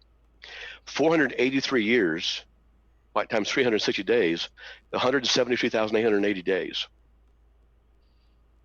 From March 14th, 445 BC. Matt, this is, I'm going to be honest with you. I haven't studied this. That's okay. I have no problem with that. I know, but the problem is I have no way to kind of address it or deal with it. And if you just want to tell the audience, that's fine. I'll just sit quietly. You can tell the audience about what you're arguing here. But I haven't studied this. I don't understand what you're actually arguing here. So that's fine. But it isn't very helpful for our debate, and I don't think it's very interesting. I mean, but if you want to explain to the audience, explain to the audience. But I'm just not going to have anything to really say about this particular topic. 172,880 days from March 14th, 445 BC, the Messiah came into Jerusalem. Jesus came into Jerusalem riding a donkey, exactly as was prophesied. 172,880 days. Yes, I get that people in the New Testament were able to write fulfillments of the Old Testament prophecy. Because you mean the Old Testament fulfillment process? Can you prove that's true? No, I'm just saying that that's a possibility. Oh, so you made it an assertion. A logical possibility. Yeah. I listen. I'm not here to make it. I'm not trying to make it. That's up to you. It's your job to prove. I'm showing you logical possibilities of what could have happened, and it's much more logically possible that people who wrote the New Testament would look back at the Old Testament and be like, "Hey, how can I write this prophecy is fulfilled?" Because human beings lie. I hate to tell you, human beings lie. They cheat. They do all kinds of things throughout history. So I don't know. Maybe, like I said, this just isn't a very convincing argument for me. I'd much rather. It's not for you. Sure. One second. One more thing. I'll show you. Yeah, we are. But this isn't. I'm going to be honest. You're not doing anything with. Just go ahead. Yeah, but you said they made it look like okay. To go to super chat, or we're going to read the super chats in a second, and then if we can get to the questions, I should say additional questions. So just want to give you guys like a 2-minute warning, and then we should probably switch over. It's gone a little bit longer than planned, but I'm sorry. It's just been really interesting. So it's been awesome. See this right here? This is written 1000 BC. Crucifixion was not invented. You can read the whole part, but the main part worth looking at for time's sake is here. Yes, this isn't necessarily talking about crucifixion. And actually, there's huge debate. This is something Dr. Josh and I, my co-host, we're talking about the Hebrew in this, and this is actually hugely debated within theologians about what this is actually articulating. It isn't necessarily talking about crucifixion here. In fact, when they pierced his hands and his feet, can count all his bones. Piercing basically within the Hebrew was about stabbing or killing somebody. Okay. So it isn't necessarily talking about Hebrew. It isn't talking about necessarily the crucifixion. Right. It's talking about stabbing somebody and killing them. And they count all his bones. They divide his garments. They cast lots. This has nothing to do with Jesus, right? No. Yes, I don't believe it has to do with Jesus. Actually, okay. I think that the New Testament tries to appeal to this and say that this is about Jesus. But when you actually look at the Hebrew here, it isn't actually talking about crucifixion. It's talking about stabbing and killing somebody, killing somebody. Yeah, there's a debate, and you're going to pick which side fits your debate. I happen to know this issue as well. Another topic. But you see, the thing is that this was written 1000 BC, and it certainly fits very well. Like so many other things in the Old Testament fit very well what was written. Your thing is to come back with, they made it look like it. Well, that's just your excuse. You can't demonstrate it's true. I can provide all kinds of evidences. What you'll do is just dismiss them all and say, see, I won the debate, so to speak, because he didn't convince me. Well, of course I'm not going to convince you. Your worldview doesn't allow this to be true evidence. That's not the issue. The issue is, what's your worldview? Is your worldview really coherent? Is your worldview really objective enough to look at this kind of evidence? There is certainly evidence, but whether you're going to accept it, that's a different topic. Yes, I understand these are all assertions and claims on your part about me and how I view things. But listen, I mean, giving me your opinions about how I view things is not relevant. It's about your worldview. You don't understand my complete worldview. Just telling you that I'm an agnostic does not mean that I'm open to evidence and truth and these kind of things. You've asserted that. I can derive from your statements what your worldview is. I get you have opinions about me and how I view the world. That's fine. Opinions aren't arguments. Well, then why are you giving your opinion that I'm arrogant and boasting? Those are yours, no. right? It's not an opinion that you were actually not being humble by definition. We are going to, if we can, just because Matt started, if we give Skylar the last word before we go to Q&A, if you have any point, or if you're good with that, Skylar, we can jump into just a minute. I'll just say something for like a minute. I just want you guys to notice what actually happened in this conversation is that it was more attacks on me personally and how I view things, that I won't allow information, instead of actually just addressing the issues that I was bringing up. You see the frustration that happened when we were talking about morality because I wouldn't follow his script, because I've learned his script. I've talked to him like 4 or 5 times. He just doesn't remember talking to him. And the thing about it is, like, you can attack me all you want, man. You can think that I'm not an honest debater or I'm not honestly willing to look at the information. I'm just saying that your argumentation is poor, in my opinion. Others may find you convincing. I don't find you convincing. And I think that if you didn't come off so arrogant at some points, I think that, and you just talked to me like a human being and didn't try to be so argumentative, it probably would have been more effective with me in leading me to your position. But that's it. Let me respond to that. Let's see. I mean, if you're okay with, if you want to have a response to this one, and then at some point, if it's okay with Skylar has the last word. That's fine. Because we let you start, Matt. But if he misrepresented. He just told lies. I didn't lie. Yes, you did. Dude, you boasted about yourself over and over. It's not boasting. Boasting is something that occurs in here. I wasn't boasting. I was informing you and giving you the reason to believe that I've studied these issues. And you accuse me of ill motives. You don't know my heart. That's not true. Boasting is what occurs in the heart. It wasn't in my heart to do that. It was to inform you. And furthermore, you're the one who's attacking me personally. You're the one attacking me personally, saying I'm boasting and all these other issues about my internal thing. I'm saying it's your worldview that needs to be examined, and that I've given you evidence, and you try and turn it around different ways. I busted you on this several times. It's an issue of worldviews. I did not say you weren't honest either when you said that. You're misrepresenting things I say, and you do it constantly. Skylar, you got to do better. You got to study the Calvinism that you want to attack, and you got to study the arguments. And when I corner you about things, attacking me personally isn't the way to win your argument. It may make your buddies feel good online, but it's not how you win an argument. You haven't done anything to demonstrate that the evidence that I have given you isn't valid or doesn't carry any weight. All you've done is come back and say, I don't approve of it. I don't believe it. I don't accept it. Well, what? I'm supposed to argue against your personal beliefs? That's irrational to do that. You want evidence? I've given you evidence. Yes, there's evidence for Christianity. You just don't accept it. That's all. Yeah, this will be the last thing, James. And I don't accept the what you've argued tonight. And that's true. I don't think you made good arguments. I think that you tried to strawman my position a couple times. And listen, this thing where I know about your background, Matt. I'm not unaware. I've talked to you like 4 or 5 times. You don't remember it, which is fine. People don't always remember having conversations, but I've talked to you like 4 or 5 times. And funny enough, with the morality thing, you've actually gone through the same routine with me like at least 5 times. So that's okay. I'm just saying that I was not convinced by your arguments. We can go to Q&A. We are glad to have you here, everybody. We will go through these questions as fast as we can. I want to try to respect the time of the debaters as they we're honored to have them here, and so I want to. It's like we probably can't read through all these in 2 minutes. I don't know if you guys have a little extra time. If you're I have as much time as you want, my man. I'm free for you, James. You know I love you. That's nice. I appreciate it. We Steven Steen, thanks for your super chat. He said, in all caps, absolute truth, James is the most beautiful boy here. That is that's so true. weird. That's true. Okay, thank you for that. That is the absolute truth. Thank you for that. Steven, YouTube Surgeon General, thank you for your super chat. I'm going to read their bizarre conversation. He said, I'll fight Steven Steen. And Steven said, YouTube Surgeon General puts his socks on after he puts his shoes on. They got into a small war here. YouTube Surgeon General responded, I'm sorry your dad left you by that dumpster. Oh my gosh. Okay, Maynard Saves, thanks for your super chat. Question for Matt. Why did your God supply humans with cannabinoid receptors if he didn't make cannabis for us?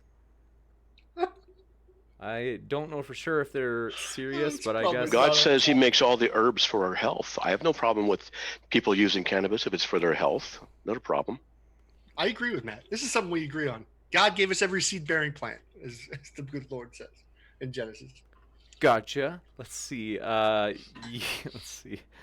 We've got more bidding, or what is it called? Super chat wars between Steven and YouTube Surgeon General. Steven, or YouTube Surgeon General says, because I left you by the dumpster because I hated splitting presents with you. I don't understand that. Converse Contender, thanks for your super chat as well. They said objective means independent of human opinion, Skylar. So I think that they're pressing you on your, in some way, on your moral position, Skylar. Yeah. I don't believe morality is independent of human opinion and minds. That's the theist position. I was asking for a demonstration that is true, that exists, that morals are outside of human minds. I directly believe that that morals come from our minds, based on our opinions, emotions, empathy, and a whole lot of other stuff. Gotcha. Thanks so much. Next up, Dave Dallafor, thanks for your super chat. This is like Matt, for some of these, I don't know if you want to respond, or I mean, it's not exactly a syllogism, but they said, Matt, demonstrate your God. You can't buy. If you want to respond, you can. If you don't want to, you don't have to. That's a Skylar twin. That's all it is. You can't, therefore. He doesn't know all of my arguments, so he'll just say I can't before he's heard them. We don't call that objectivity. I heard all your arguments tonight before I made objections to them. No, I got other arguments you haven't heard yet. I know. And we didn't discuss those, did we? So I didn't object them. I didn't object to them before you said them. Let's see. Just keep on moving. The YouTube Surgeon General, thanks for your super chat. They said, I torched the poop out of my gigapet. I don't know what that means, but thanks for that. Tor Lane, thanks for your super chat. They said, question for Matt. In order to be aware of God's existence, must you first presuppose the reliability of your sense perception? That's an interesting question. Presuppose the reliability of sense perception. In order to be aware of God's existence, first of all, in order to be aware of God's existence is something decreed, revealed in Scripture, that God reveals himself to us in our hearts. Everyone knows that God is existing. Some suppress the truth of God's existence in their unrighteousness.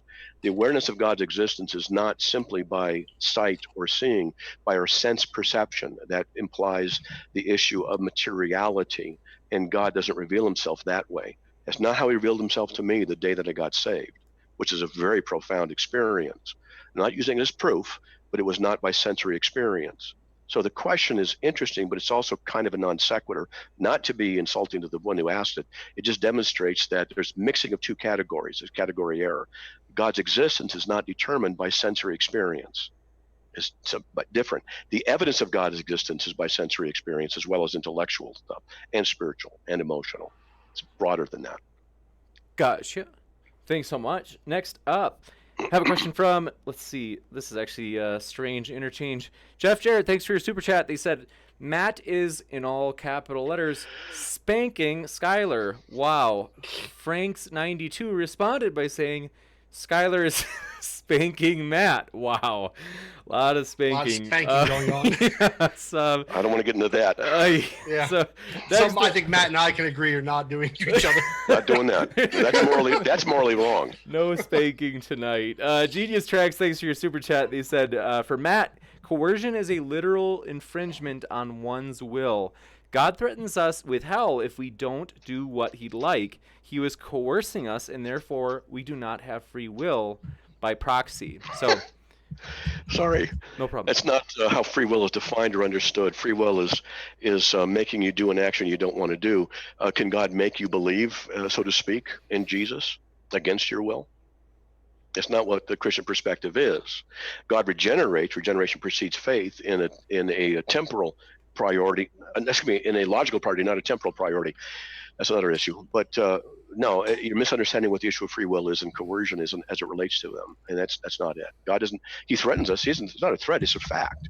Look, hell's coming, and he's saying you ought to believe in him.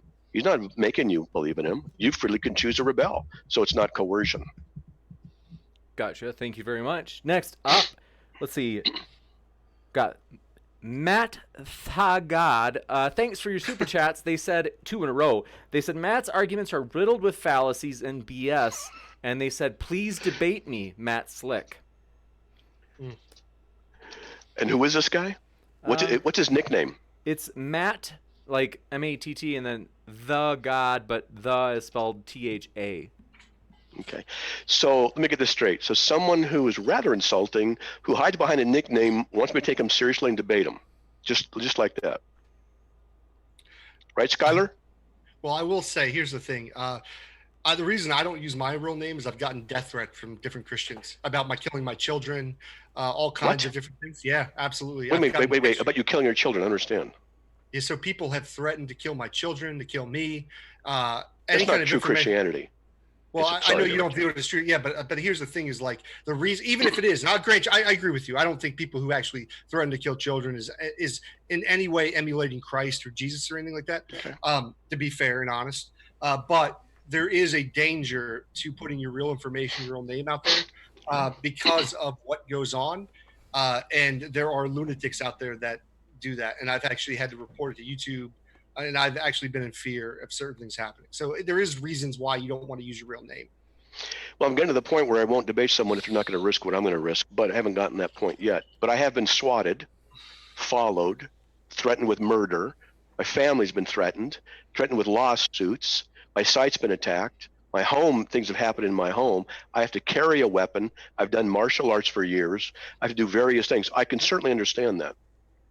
It's better. Honestly, it's just easier not to use your real name. And I get why you wouldn't. I get why you wouldn't. Yeah. I get why you would want to use your real name. Yours is already out there. But for me, I'm definitely not going to give my real name so people can find me or my address or anything like that. Gotcha. Thank you very much. Next up, question for objection comment for Skylar. Thanks for your super chat, Crackerjack12. They said, Skylar, the God of the old. Okay. So they say Skylar : the God of the Old Testament is evil and orders death. And then they say, also Skylar, I wish Christianity is true. LOL, wow, he's getting owned. I'm embarrassed for him. Okay, so... That's a good point. So let me explain. So obviously, I don't believe that the Bible is true and accurate in what it's articulating. What I should be more clear in my language is that I would actually be more appreciative of what Jesus said was real. Because I actually like a lot of what Jesus said, the Sermon on the Mount, the way he told you to live your life. A lot of the stuff that Jesus said, I don't necessarily have a disagreement with. And in fact, if you watch my channel, you'll rarely ever hear me bad talk Jesus, his ideas and thoughts. Obviously, I don't agree 100% with him. But maybe I should have been a little more clear with my language. Gotcha. Thank you very much. Next up, super chat from, this is Ronald Madanka. Appreciate your question. They said, Matt, if you have proof Jesus actually rose from the dead in history, in all caps, please get off the stream and collect your Nobel Prize. This is religion, in all caps, dude, not history. Obviously, if you want, you can respond. You don't have to if you don't want to. The Bible is history. And it's very accurate history. And you can go to the Old Testament, New Testament, you can demonstrate, archaeologists have demonstrated, it's very accurate history, repeatedly across the board. No archaeological discovery has contradicted the Bible. The Bible corroborates history all the time, and archaeology corroborates it. And proof about the resurrection, I can't prove it, because anybody who has a worldview that rejects these kinds of evidences, proof is not possible. So that's another thing where they're asking the impossible. It's not a really valid question. Or statement, request. You got it. Thanks so much, Brian Stevens, for your super chat. They said, Mormons don't lie. The Book of Mormon is true. QED. I don't know what QED means. Is that similar to like young people cool slang? What's QED? I don't know. That's a good question. What is... Sorry, this is embarrassing. Is an abbreviation for the Latin phrase, I can't pronounce the Latin, that which was to be demonstrated. Quaderat demonstrandum. I think you're right that's what it... I've never heard that. That's okay. Yeah, you're right. So reading it again, that's interesting. Okay. They said, Mormons don't lie. The Book of Mormon is true. That which was to be demonstrated. I don't understand it still. Hopefully you guys maybe... And yes, Mormons do lie. They're allowed to lie to Gentiles. And Gentiles are non-Mormons. This is a practice that they don't officially teach, but it's what they do all the time. That's why I tell Mormons, and I'll tell everybody here, if you have any dealings with Mormons, always record what you have with them, because they will, no guarantee, but they very often go back on their word. Because you're a Gentile, you're not a true Mormon. Gotcha. Provocative. Thank you. Next up. That's the evidence. I'm not trying to deny it. I'm just like, oh boy. All right. Brian Stevens, thanks for your super chat. They said, or SG Thomason, thanks for your super chat. She said, Skylar, please explain why the early disciples who were martyred in capital letters, gory ways would preach for decades for Jesus. Why did they come out of hiding after Jesus' crucifixion? The same reason why Muslims who are extremists will go blow themselves up for Allah, even though the religion of Islam isn't true. Because people believe false things, and they're willing, under those false beliefs, to do extreme things because they believe that they're right and God is on their side. Gotcha. Thanks so much. She goes by this. This is her own name. Stupid Whore Energy, as she goes by. Thanks for your super chat. I love that she name. Says, there's a coin which featured the head of Alexander the Great. So I think she's going back to that part of the conversation where there was discussed whether or not everybody believes in Alexander the Great. If anybody wants to respond, you can. Otherwise, nah. And then is that sufficient evidence that he existed? It can't be. Gotcha. Because someone could have made up the coin and put it there in the dirt. It's not proof of anything. People want proof on one thing, but they don't want proof on other things. People are inconsistent in how they demand proof of various things. It's because of their worldviews. Gotcha. No, I don't think it's because of their worldviews. I think it has more to do with the actual evidence. What happens in these kind of debates, you have a theist claim something, but they're not actually bringing up all the proofs, right? If you want this, you could spend, months studying the historicity of Alexander the Great. When we're talking about within a debate, like we're literally in a 2-hour period or hour and a half, and then somebody makes a claim about something, and then they're like, well, you're never going to believe this anyways because of your worldview.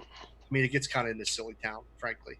And it also misrepresents the person as if they aren't a honest person listening to this. I would love, like I said, for there to be something after I die. I don't know, maybe there is. And to say because I don't necessarily believe in your God now that I could never believe. Under Calvinism, I've got to be elect anyways. It's already chosen. Everything that's actually happened tonight is because God has elected it to happen. Or not say, with his decretive will, I should say. With his decretive will, it has happened. And everything is exactly as he planned. So everything I've said, everything Matt said is exactly the way God wanted it, just like with child molestation and all these other stuff. See, here you go again. You go back into this stuff, and I'm going to recommend that you go and do study on decretive will, on direct and indirect decrees, and what that means with the issue of free will. You can't lay this at God's feet. You don't understand. I mean this respectfully, Skylar. You don't understand what you're criticizing here. And those of us who do know, and I've got friends who are going to watch this who know theology, they're going to say, yeah, he didn't understand what he was criticizing here. Not because they don't like you or disagree. They're going to say, you didn't understand it. And you don't. But a worldview provides the lens through which phenomena are interpreted. This is why worldviews are so important. I mean, you couldn't even answer if in his indirect decretive will, if somebody could go against that. Like it's either yes Well, or that's no. a good question, though. It's a good question, but it's not an easy one to answer because, Sure, and but I'm not it is trying to a be yes or a pedantic. no. But hold on, No, it is a it's not yes that or easy. no. But it is a yes or no. But there's an explanation for the yes or the no, and No. that's the point. No. One sec. No, I in wanna- all seriousness, just really fast. I'm going to start an argument. I want to It's just that to be sure. Forgive me, Skylar, but I'm going to give Matt the last word on this, just because the super. No, that's chat was fine. for Yeah, him. I'll keep going. Yeah, that's fair. Yeah, it's not I want to argue about it. I'm just saying that this is a good discussion. It's a good question you're asking, and I'm not just saying it. It really is. I have discussions like this with my theological friends on closed phone calls and things like that, and there are different senses. I'm not trying to be philosophically, blurry, but there are different senses in which can be understood. We actually discuss these things for 20, 30 minutes at a time. I won't get into it now, but if you want, we can include you in some of these discussions. Oh, I'd love it. Please invite me. Yeah. When I get into these, I can say, hey, if you give me your cell phone, if you want to do that. SkylarFictionShow@gmail.com. SkylarFictionShow@gmail.com. Well, we usually have these impromptu phone calls. I'm like, oh, yeah, but 2 hours will be on. But if you just email me, I could call in through a separate number. I can do that. But just let me know through email, and I'm happy to hear them. I would love to be. Actually, it fascinates me because I think you would. I think you would actually be someone really interesting to talk to about this, and I mean this in being genuine, Matt. Because I've talked to other Calvinists about it, and when we get to it's this compatibilism where it's where we get to this exact question. Well, not compatibilism. Let me not phrase it like that. When we get to a specific question about whether someone can go against that particular type of will, they can never explain it to me, and I would be interesting to see how you would explain it. Okay, James. All right, me and Matt could talk about this for hours. We're both interested. Gotcha. You feel like you got to respond to that, Matt? Because I know that super chat was for you. We could get right into all kinds of stuff. It's a really sophisticated conversation. And I have this conversation every now and then with someone, maybe 2, 3, 4 times a year. But we have these discussions. There are people I have discussions with like this. It's a good discussion. And we don't always come up with good answers either. But we do raise a lot of issues. And it's not that simple. It's a good question. And it is. Gotcha. But it's not that simple to answer. Thank you very much. And Geo Sam, thank you very much as well for your super chat. They asked for Skylar why he does what he does. Some sort of inside joke. I don't know. Well, listen, the true reason I do what I do is because of Raptor Jesus. Let's be frank. And that Raptor Jesus, Matt, I know this is going to sound strange to you because you're not familiar with my channel, but Raptor Jesus has, through his election, decided that I would do this from the very, very beginning. And all my Raptor baits out there, the followers of my channel, they know what I mean there. So under his claws is all I'm going to say to that. Go ahead. Wait, Rapture Jesus, is he a guy from Pal Talk? No, Raptor Jesus is our Lord and Savior for the Raptor baits that follow our show. He went extinct for your sins. He kind of snuck on the ark for a little bit, Matt. Because young Earth creationists sometimes believe that dinosaurs get on the ark. Raptor Jesus is a lot like Jesus, but a raptor. Oh, it's way a dinosaur raptor, not rapture. Oh, no. Raptor Jesus. Like it's Jesus, but a raptor. It's complicated. It's really too hard to explain within a 5-minute period. But just know that he went extinct for your sins and that he wants you to follow him. And it's just very important. It's under his claws. He gave up his claws for your sins. Gotcha. Next up. Yeah, that kind of condescending mockery is not really something I would be interested in. No, you probably would. Next up, let's see. As she goes by Stupid Horror Energy, thanks for your super chat. She says, "P or not, PP burns." God, I'm so sick. Saxy Calzone, thanks for your super chat. I just figured out what it meant. They said, happy to see Praise has a wrench. Maybe it'll help distract him from petting the puppies too hard. I don't know what that means. Stupid Horror Energy, thanks for your other super chat. She said, the demon saying, quote unquote, "we are legion."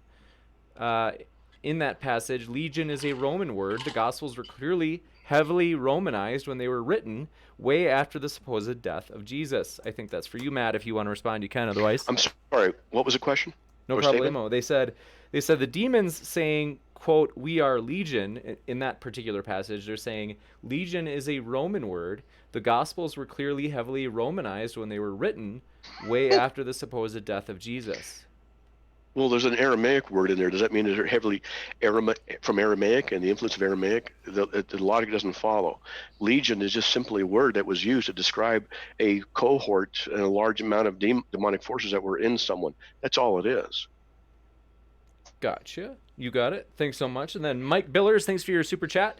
Appreciate that. Just a kind of a donation. And then Stupid Whore Energy, thanks for your super chat. She said, how does Matt reconcile Matthew 1:16 with Luke 3:23? Hold on. With Luke 3:23? Yeah. I think I know what it is, but let me check. And then Matt, I don't want to, I've already trampled on your time, and I'm sorry about that. So if you have to go, like, don't. No, it's all right. Okay. Thanks for your patience on that. Yeah, and thank you, Matt, for staying so long and doing this over. It's all right. I don't mind dealing with obstreperous people. Have you seen the Rap to Jesus shirt? This No, that's all right. It's all right. He wants you to be saved, though. Jacob was the father of Joseph, the husband of Mary, by whom Jesus was born. He called the Messiah. In verse 23, when Jesus began his ministry, the son of, that's easy. That's what I thought it was. One is a genealogy of Mary, one's a genealogy of Joseph. The legal line is through Joseph, but the biological line is through Mary. You can go back. I've written an article on this on Carm. You can go check it out. It was a culture that's how they talked. That's what they did. Gotcha. Let's see. Thank you very much. Next up, thanks for your super chat, Nate Brody. So I think this is for the numbers argument, Matt, that you laid out. He said the first one is not divisible by 7. Let's see. So I think he maybe meant the first number in the line of numbers. Depends which one. In the Matthew's genealogy which was not the one I focused on, but it's Matthew 1 through 17. The number of words is 72, which is 8 by 9. Yeah. Yeah. Gotcha. Thank you. I left this stuff up there. Yeah, it's right there. I mean, of course it's not. I have it right there. It's right there. Yeah. Gotcha. Thank you very much. Next up, appreciate your super chat, Roy Lindsay, who said Matt forgot to wear his tinfoil hat. Little poking fun at you, Matt. Let's see. Matt, you don't look impressed. Stupid Whore Energy, thanks for your super chat. She said, what does Matt think of the refutation of the Daniel prophecy by Jews for Judaism? That would be another issue to discuss another time. I have a friend who's an expert on this kind of stuff, and I would consult with him to see that. And for now, I'm not very familiar with their supposed refutation. I've seen other supposed refutations, and they haven't held water. Gotcha. Thanks so much. Ronald Medonka, thanks for your super chat. They said, Matt, are Jewish people going to hell? Anyone who does not affirm Jesus Christ, God in flesh, that died on the cross, rose from the dead, will go to hell upon their death. Anybody and everybody. But people won't choose Jesus Christ unless he elects them. That's correct. God has the right to determine who will believe in him. He grants that they believe, Philippians 1:29. He gives them faith, John 6:28-29. They're born again, not of their own will, John 1:13. They're caused to be born again, 1 Peter 1:3. He ordains people to eternal life, Acts 13:48. That's exactly correct. Are there babies that don't go to heaven? The Bible doesn't talk about about whether or not babies go to heaven or not. And so we can only get in then to the issue of interpolation. I've lost a baby. And so have I, by the way. You have? Yeah, I've lost one too. It's an awful experience. Yeah, it is. It's the worst experience you've ever have.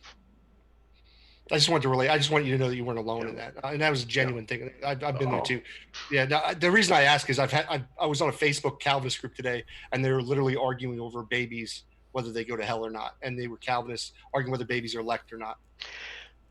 First of all, I completely sympathize with the loss of your child. And even though we're at odds at a lot of things, if I'd have been near you when this happened, I would have come to if it was possible, come to where you were and sit with you and wept with you. It's hell. It's just hell. Absolutely. Okay. So anyway, not get past it, but to move on. What I say on the radio about this issue of babies going to hell, I say, if any babies go to hell, it's the right thing. If all babies go to heaven, it's the right thing. God doesn't tell us, so we can't do anything except speculate. Gotcha. Thanks very much. Next up, appreciate your super chat from James Anderson. They said, I have nothing cool or witty to say here, but here's a few bucks for your channel. Thanks so much, James. Appreciate the support. By the way, we're excited as we are doing a debate well, Lord willing, we're going to hopefully do a debate tour in January. It's in the works. We're planning on it. It's basically going to be in Texas, where we are excited. We are trying to get like Matt Dillahunty. We are trying to get Vosh. We're trying to get a number of people in the Texas area, and so we're really excited about that. And so we appreciate your support. That'll help us. We want to take good care of the speakers as we fly them in and stuff like that. So. Let a brother know, James. I'll come down to Texas. I would love to. I was gonna say, you guys. Hang out with you guys. This is honestly the chat tonight has been hopping. I think this is honestly like one of the biggest streams we've ever had. People have loved this tonight. So we should talk, you guys, about the possibility of doing like a live in real life debate. I would be 100% down. An honor to have you guys. And I just want people like Matt. I don't want you to think that I dislike you or like there's any kind of like actual hostility between you and I. Like from a personal perspective, I do like you. We just disagree heavily. Well, I think you suck. I hate you. Well, that I figured. I mean, you're not alone, my man. No, I'm the same way. I mean, I would, I'd give your wallet back. I'm not going to lie to you. It's all bad. Yeah. I think you're wrong. I think you got problems. And I don't mean mental. I mean, you got no. I get what you're saying. But in the same way, I look back at you. Yeah, it's the same thing. Yeah. I get it. But I'm still grieving over your child. Sorry. Well, no, listen. Things happen. Like things miscarried, and it just didn't work out. And it was devastating time. It was a miscarriage? Imagine. Yes. Okay. We've had a miscarriage, and our son died in my arms. Oh wow! Yeah, no, I can't even imagine. I couldn't even imagine. Yeah, you don't want to. No. No, you don't want to. Sorry, guys, we just brought the whole stream down. Yeah, we did.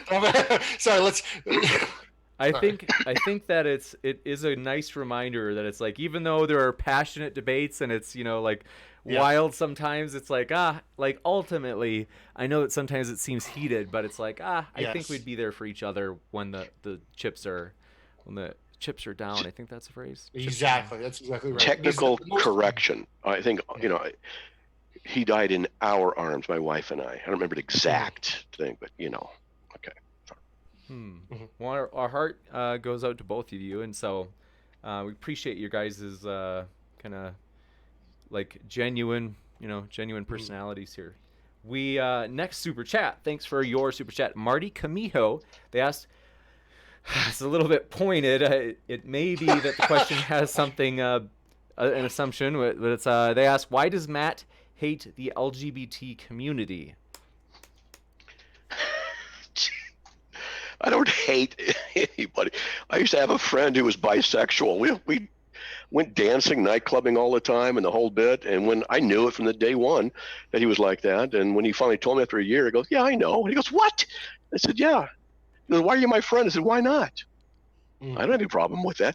What I have a problem with is you're going to pay for your sin like any other sin, and you need to repent of it because God's judgment is upon you.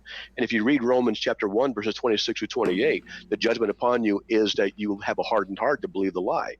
And the other thing I'm against in that community is the pushing of their immoral values upon society, trying to get my children and other people's children to believe like them.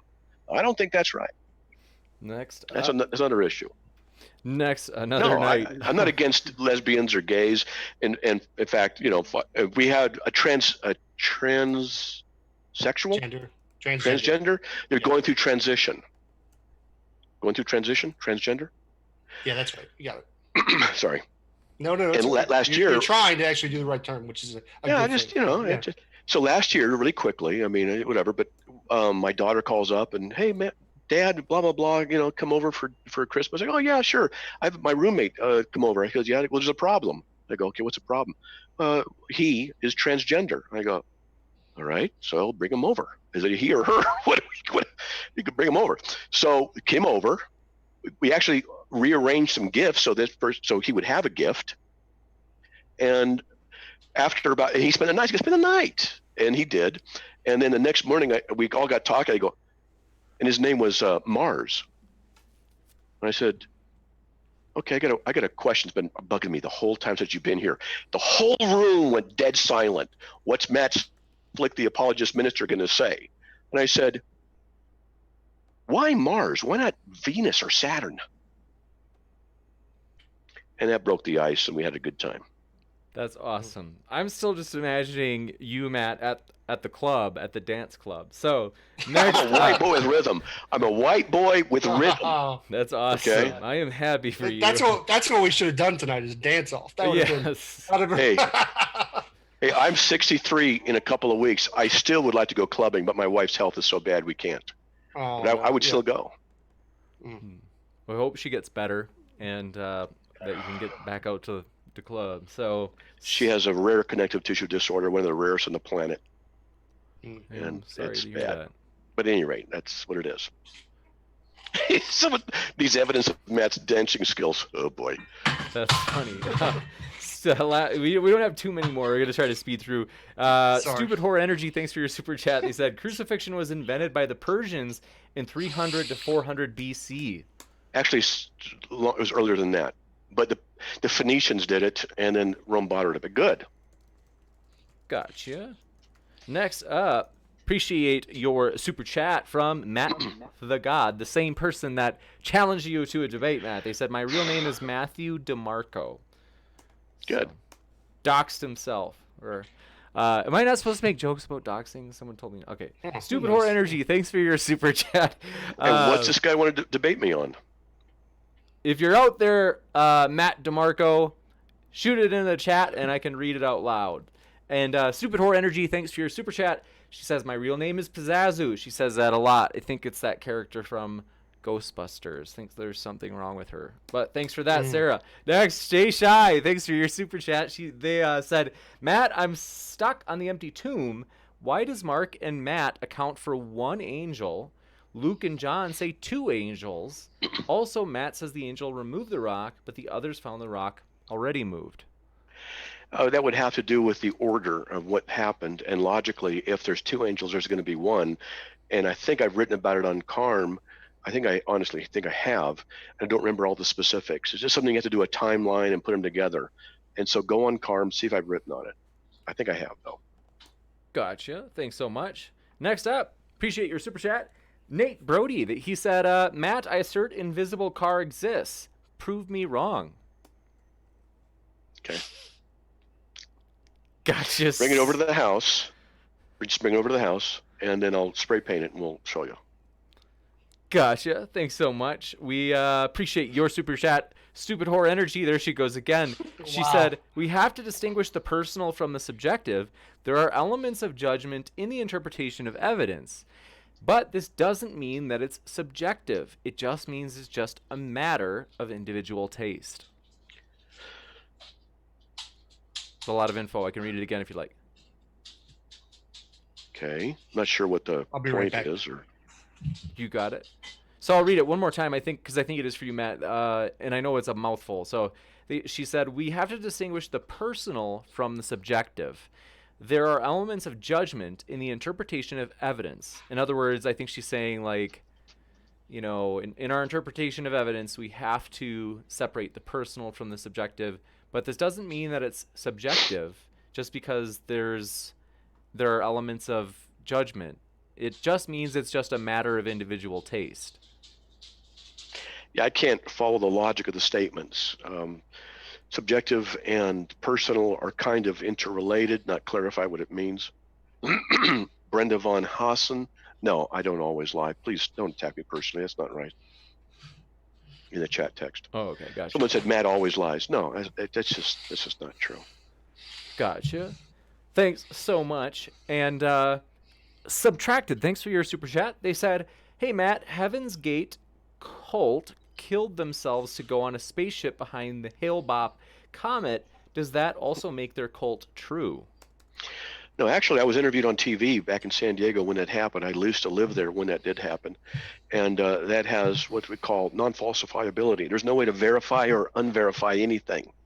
And that's what some cults do, like the mind science cults. Everything's an interpretation of divine mind. It doesn't matter what you say. They have an explanation for something by just using words. There's no evidence attachment to it, no actuality to anything. That's generally where the problem is with what's called non-falsifiability. Heaven's Gate cult was just steeped in non-falsifiability. Gotcha. We appreciate it. Next up, appreciate your super chat. Thanks so much from Marty Camijo. They had 2 in a row. Well, I guess they're kind of pretty distinct. They said, "My pagan gods don't decree for kids to be molested." Direct or indirect decree. See, nothing can occur without God's permission. Just as I can have my daughter in her room, and the room's a mess, and I can say, please clean up the room, and she doesn't do it. Let's just say I knew she wasn't. My knowing she wasn't because of her freedom doesn't mean I caused her to do that. And when we talk about this issue of child molesting, which is a horrible thing, then people are saying it's wrong for God to allow that to happen. He should not allow that. Well, then, if God's wrong for allowing that, then what standard do they have by which they judge God? What standard do they have to say that anything is right or wrong? That's something to talk about. They have to presuppose our worldview of absolute right and wrong to say somebody else is right and wrong for their actions. But that's inconsistent with an agnostic atheistic worldview, so it's self-contradictory, self-refuting. But nevertheless, in the issue of what God ordains and what he allows, he certainly allows people to do certain things. But it's not his, we call it we have his decretive will, his prescriptive will, and his permissive will. His decretive will is let there be light. His prescriptive will is a prescription, don't lie. His permissive will is he allows you to lie. So if we're going to say that God ought, it's a deontological issue, ought to stop someone from molesting a child, should God then also, or ought God also stop someone from thinking about molesting a child? Because that is evil, isn't it? Or is only the doing of it not evil and the one is evil? But if that's the case, what standard have you got to judge that? What about thinking the worst about someone that you believe is an absolute lie and is going to lead someone into some bad decisions later on because of it? Should God stop you from believing that lie? Because that would lead to something bad later on? Should he violate your will to do that? What do you want? So I ask people, where do you want to draw the line by which you're going to say this ought to be done and ought not to be done, and how much God should and should not do? What standard have they got? They don't have one. And why are they being so arbitrary about one thing? Hey, you should stop this. What about that? Well, that's different. Well, so we start analyzing this, you find out that the questioner hasn't really thought through the issues that are behind the question that they're asking. That's a problem. In the very end, God's giving permission for people to molest children. I mean, in the very end, it's like he could stop it. It's not like he didn't stop things in the Bible. There's plenty of instances where God he did. That's right. That's exactly right. So it's not inconsistent that he couldn't stop this from happening. He just chooses to go ahead and let it happen, whether depending on how you want to define this decretive will. But he gave permission for it to happen. It was part of his indirect decree. Sorry. To say permissive will. In this context, permissive will. He willed to permit it. Absolutely correct. Mm-hmm. So he permits you to deny him. Opposed to a human being, but I mean, yeah, that's a big difference. Though. But opposed to a human being, where most human beings would not allow it if they could stop it. But God, for some whatever morally justified reason that a Christian will argue, allows children to be hurt, and and that's the end of their life sometimes because they're raped and then they're killed. Yeah, it's horrible. Yeah, it's in fact, it's when people. But he does something that's against his own will. That's the thing. It's like not against his own will, but against his own moral character. So basically, God that he decrees in a non-direct way that that this is going to happen. I'm not going to get into it now because it'll just take up too much time. But there are answers to that. It deals with what we call the Imago Dei and federal headship, and then what we call libertarianism or compatibilist free will. These are sophisticated discussions. We don't have time to get into it right now, but those answers are in there. Christian theologians have wrestled with these things long before you and I came along. There's been some incredibly deep thought given and offered by these things in different areas. Most people, like the people who are typing the things in the chat here, and I'm not trying to disparage them, but they hide behind nicknames and they don't think through the question that they're asking very deeply. I'm not trying to insult them. I'm just saying this is pretty typical. It happens with Christians as well. And what I try and do is get Christians to ask, in fact, on my radio show, if you ever listen, a Christian will ask me a question and I'll purposely answer a certain way because I want them to rephrase the question. Christians are guilty of it too. But the thing is that we have theological answers, but sometimes we don't have an answer. Why would God allow that? Why would God allow my child to be born with holoprosencephaly and die in our arms? I don't know. I don't know. Why would he allow your child to have a miscarriage? I mean, your wife Yeah. to have a miscarriage, with all respect. I don't know. There are things we just don't know. But why would God allow Christ to be lied about and tortured and murdered, the greatest atrocity in history, so that he could redeem us from our rebellion against him? That's the greatest love in history. And sometimes the greatest pain brings the greatest love. And other times, sin just is like a grenade. You throw it in a crowd, that guy gets killed, that guy gets injured, that guy doesn't get touched. Why? That's how it works sometimes. And sometimes we just want to have all the answers. Gotcha. Thanks so much. Appreciate that. Marty Camijo, we appreciate your super chat. They said, I'm bisexual. What values do I lack, Matt? What do you mean, what values? Moral values? I don't know. I have to do an assessment to see which ones that you lack. I don't know which ones you do have and which ones you don't have. Gotcha. Thank you very much as well. Thanks, Roy Lindsay, for your super chat, who said, not praying for Skylar. Say not praying for me? I think he's a skeptic, so I don't know if it's. Oh, I'm confused. you should still pray for me. Pray for me in the name of Raptor Jesus.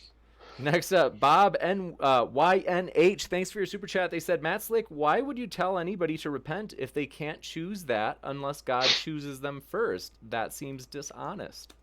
It's not dishonest, but it's a good question. God commands everyone everywhere to repent, Acts 17:30, but he grants that they repent, 2 Timothy 2:25. Why would God require something of somebody they can't do?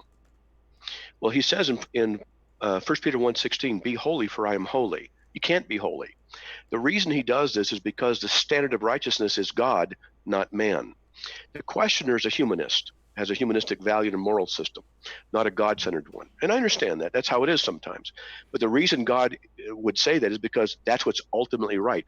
All people ought to believe in him. All people ought to repent of their sins. But it doesn't grant that ability to everybody. Just like an atheist ought to believe in God, but he doesn't grant it to everybody to do that, because he grants that people believe. Philippians 1:29. Well, that's God's prerogative, and you can go to Romans 9:9-23 about that. He has the right to do with his creation as he desires. He's the sovereign king. So people can complain, but you got to ask yourself a question. If you want to complain about God's immorality, what standard do you have?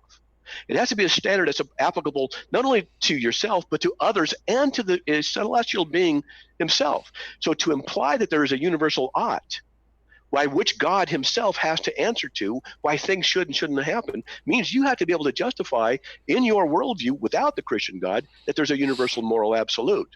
Otherwise, you're just arguing against yourself and being inconsistent.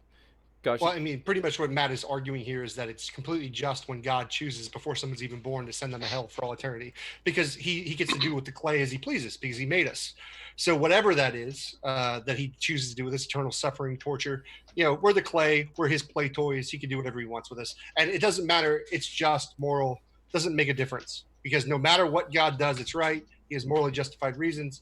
He wants to make a baby suffer in hell for all eternity. That's completely moral. Now, whether he does that is a different thing. Some Calvinists do believe babies go to hell. He does. I mean, it's like the Bible thumping wing night. He said all babies deserve hell and that God hates children. So it's firstly reasonable to believe that God would hate children under Calvinism. So yes, is God justified under the definition for Calvinism? Sure. Does that make sense to anybody else in the world? Absolutely not. You need to study federal headship. I know what federal headship is. That's with Adam and how their sins got passed on to the rest of, humankind. I understand. No, that's original sin. Federal headship is male representation and is based upon the work of Christ and the image of God, because the questions then become answerable inside of those doctrines which the scriptures reveal. But it's through Adam, federal headship, correct? Federal headship, well, yes and no. Federal headship is a teaching that the male represents a descendants.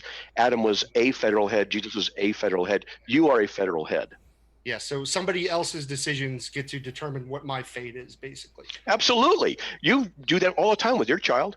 Yeah, but I'm not God. It's a completely different analogy. Exactly. And God, who knows all things, can work all things after the counsel of his will. You're just saying, but all you're doing is saying it's good because God does it. You're not actually justifying why it's good. You're saying that it's good that he could choose somebody, or they're even before they even commit an action, that they will suffer for all eternity in hell. And you've even admitted in our conversations before, it makes you uncomfortable that God does these things. So it does speak to you a little bit. You can't say in your worldview We're gonna give why Matt, is something good, because there are no morals absolute. So you can't say something is morally good or bad. So for you to ask the question, why is something good, is a non sequitur in your own worldview. I can't say something is absolutely good or bad, but I can say something is good or bad under my own personal moral system. Then we can get back to the original question I asked you earlier, which you didn't want to answer. I did answer. Go ahead, James. Next up, let's see. Stupid Horror Energy is telling stories again. Skeptics Propaganda, thanks for your super chat. They said, your gematria argument seems arbitrary. What criteria are you using? I think that's for Matt. Well, how would you know it's arbitrary when the mathematics is there? Mathematics isn't arbitrary. Go through and you can. The author is Panin, Panin, and he has written books on this, books and books and books on this, and he understood all this stuff. And he's a great mathematician. He went through all this. It's not arbitrary. It's just discernible from the text. And there are many things like this in the scriptures that are very strange. For example, the four Gospels. In the end of John, which is the last gospel written, Jesus told the disciples to cast the net over the right side, not the left, but the right side. When after his resurrection, they caught 153 fish. Why 153? I can get into all kind of neat stuff about that, but it turns out that in the four separate gospels, now fish are representative of people, and each fish is an individual. That's how it works in the Bible. In the four separate gospels, not accounting the 4,000 who were fed, the 5,000 who were fed, how many individuals received a blessing from Christ one way or another? In four different gospels, 153, the exact same number of fish that were caught in the account when Jesus said, cast your net, and they did. They brought in 153 fish. It's awfully coincidental. It's awfully coincidental. And I can show you the list of the 153 individuals in the four gospels. It's just like, one thing you go, two things, and it starts going on and on and on like this. You start going, okay, something's up. And there's things like this that are just not arbitrary.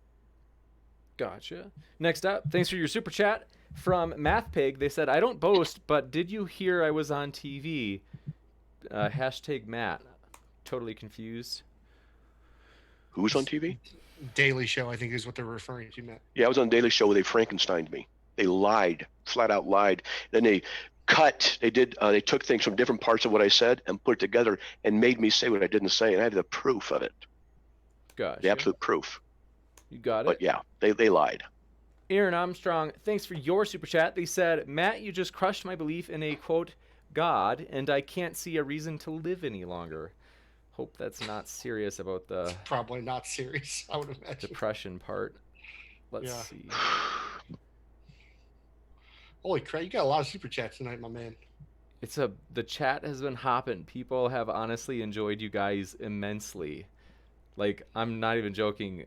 People have even been saying, they're like, man, this chat is hopping. So, is that what the cool phrase is now, Skylar? Hopping? Why are you? I'm 40 years old. Man. I don't know what's hopping these days. I don't know. But we thanks for your super chat. The messenger reveals. They said, Matt Slick, what? All in caps. They said, what is the perfect will of God? If you know, then how? All in caps. Do you know it is the perfect will of God? Good question. Wish I had the answers to those. I could really become a great preacher. Gotcha. And I think that's it for tonight. So thank you very much, gentlemen. Thanks, everybody, for your super chats and questions. Let's see. We appreciate you guys being here. And so with that, want to let you know, everybody, that their links are in the description. So if you enjoyed listening to what you heard tonight, if you want to hear more, hey, those links are right in the description box, right down there. So you can check them out. And very fun, you guys. Honestly, I have enjoyed this. If you want more people to see this stream, go ahead and hit that like button. That really does help the channel a lot. So we appreciate you being here, everybody, and especially thanks to the debaters. You guys are the lifeblood of the channel, and so it's honestly been an honor to have you guys here. Thank you, man. Thank you. Yeah, it was interesting. It was enjoyable. It was a slobber knocker. So thank you, guys. Keep sifting out the reasonable from the unreasonable, everybody. Take care.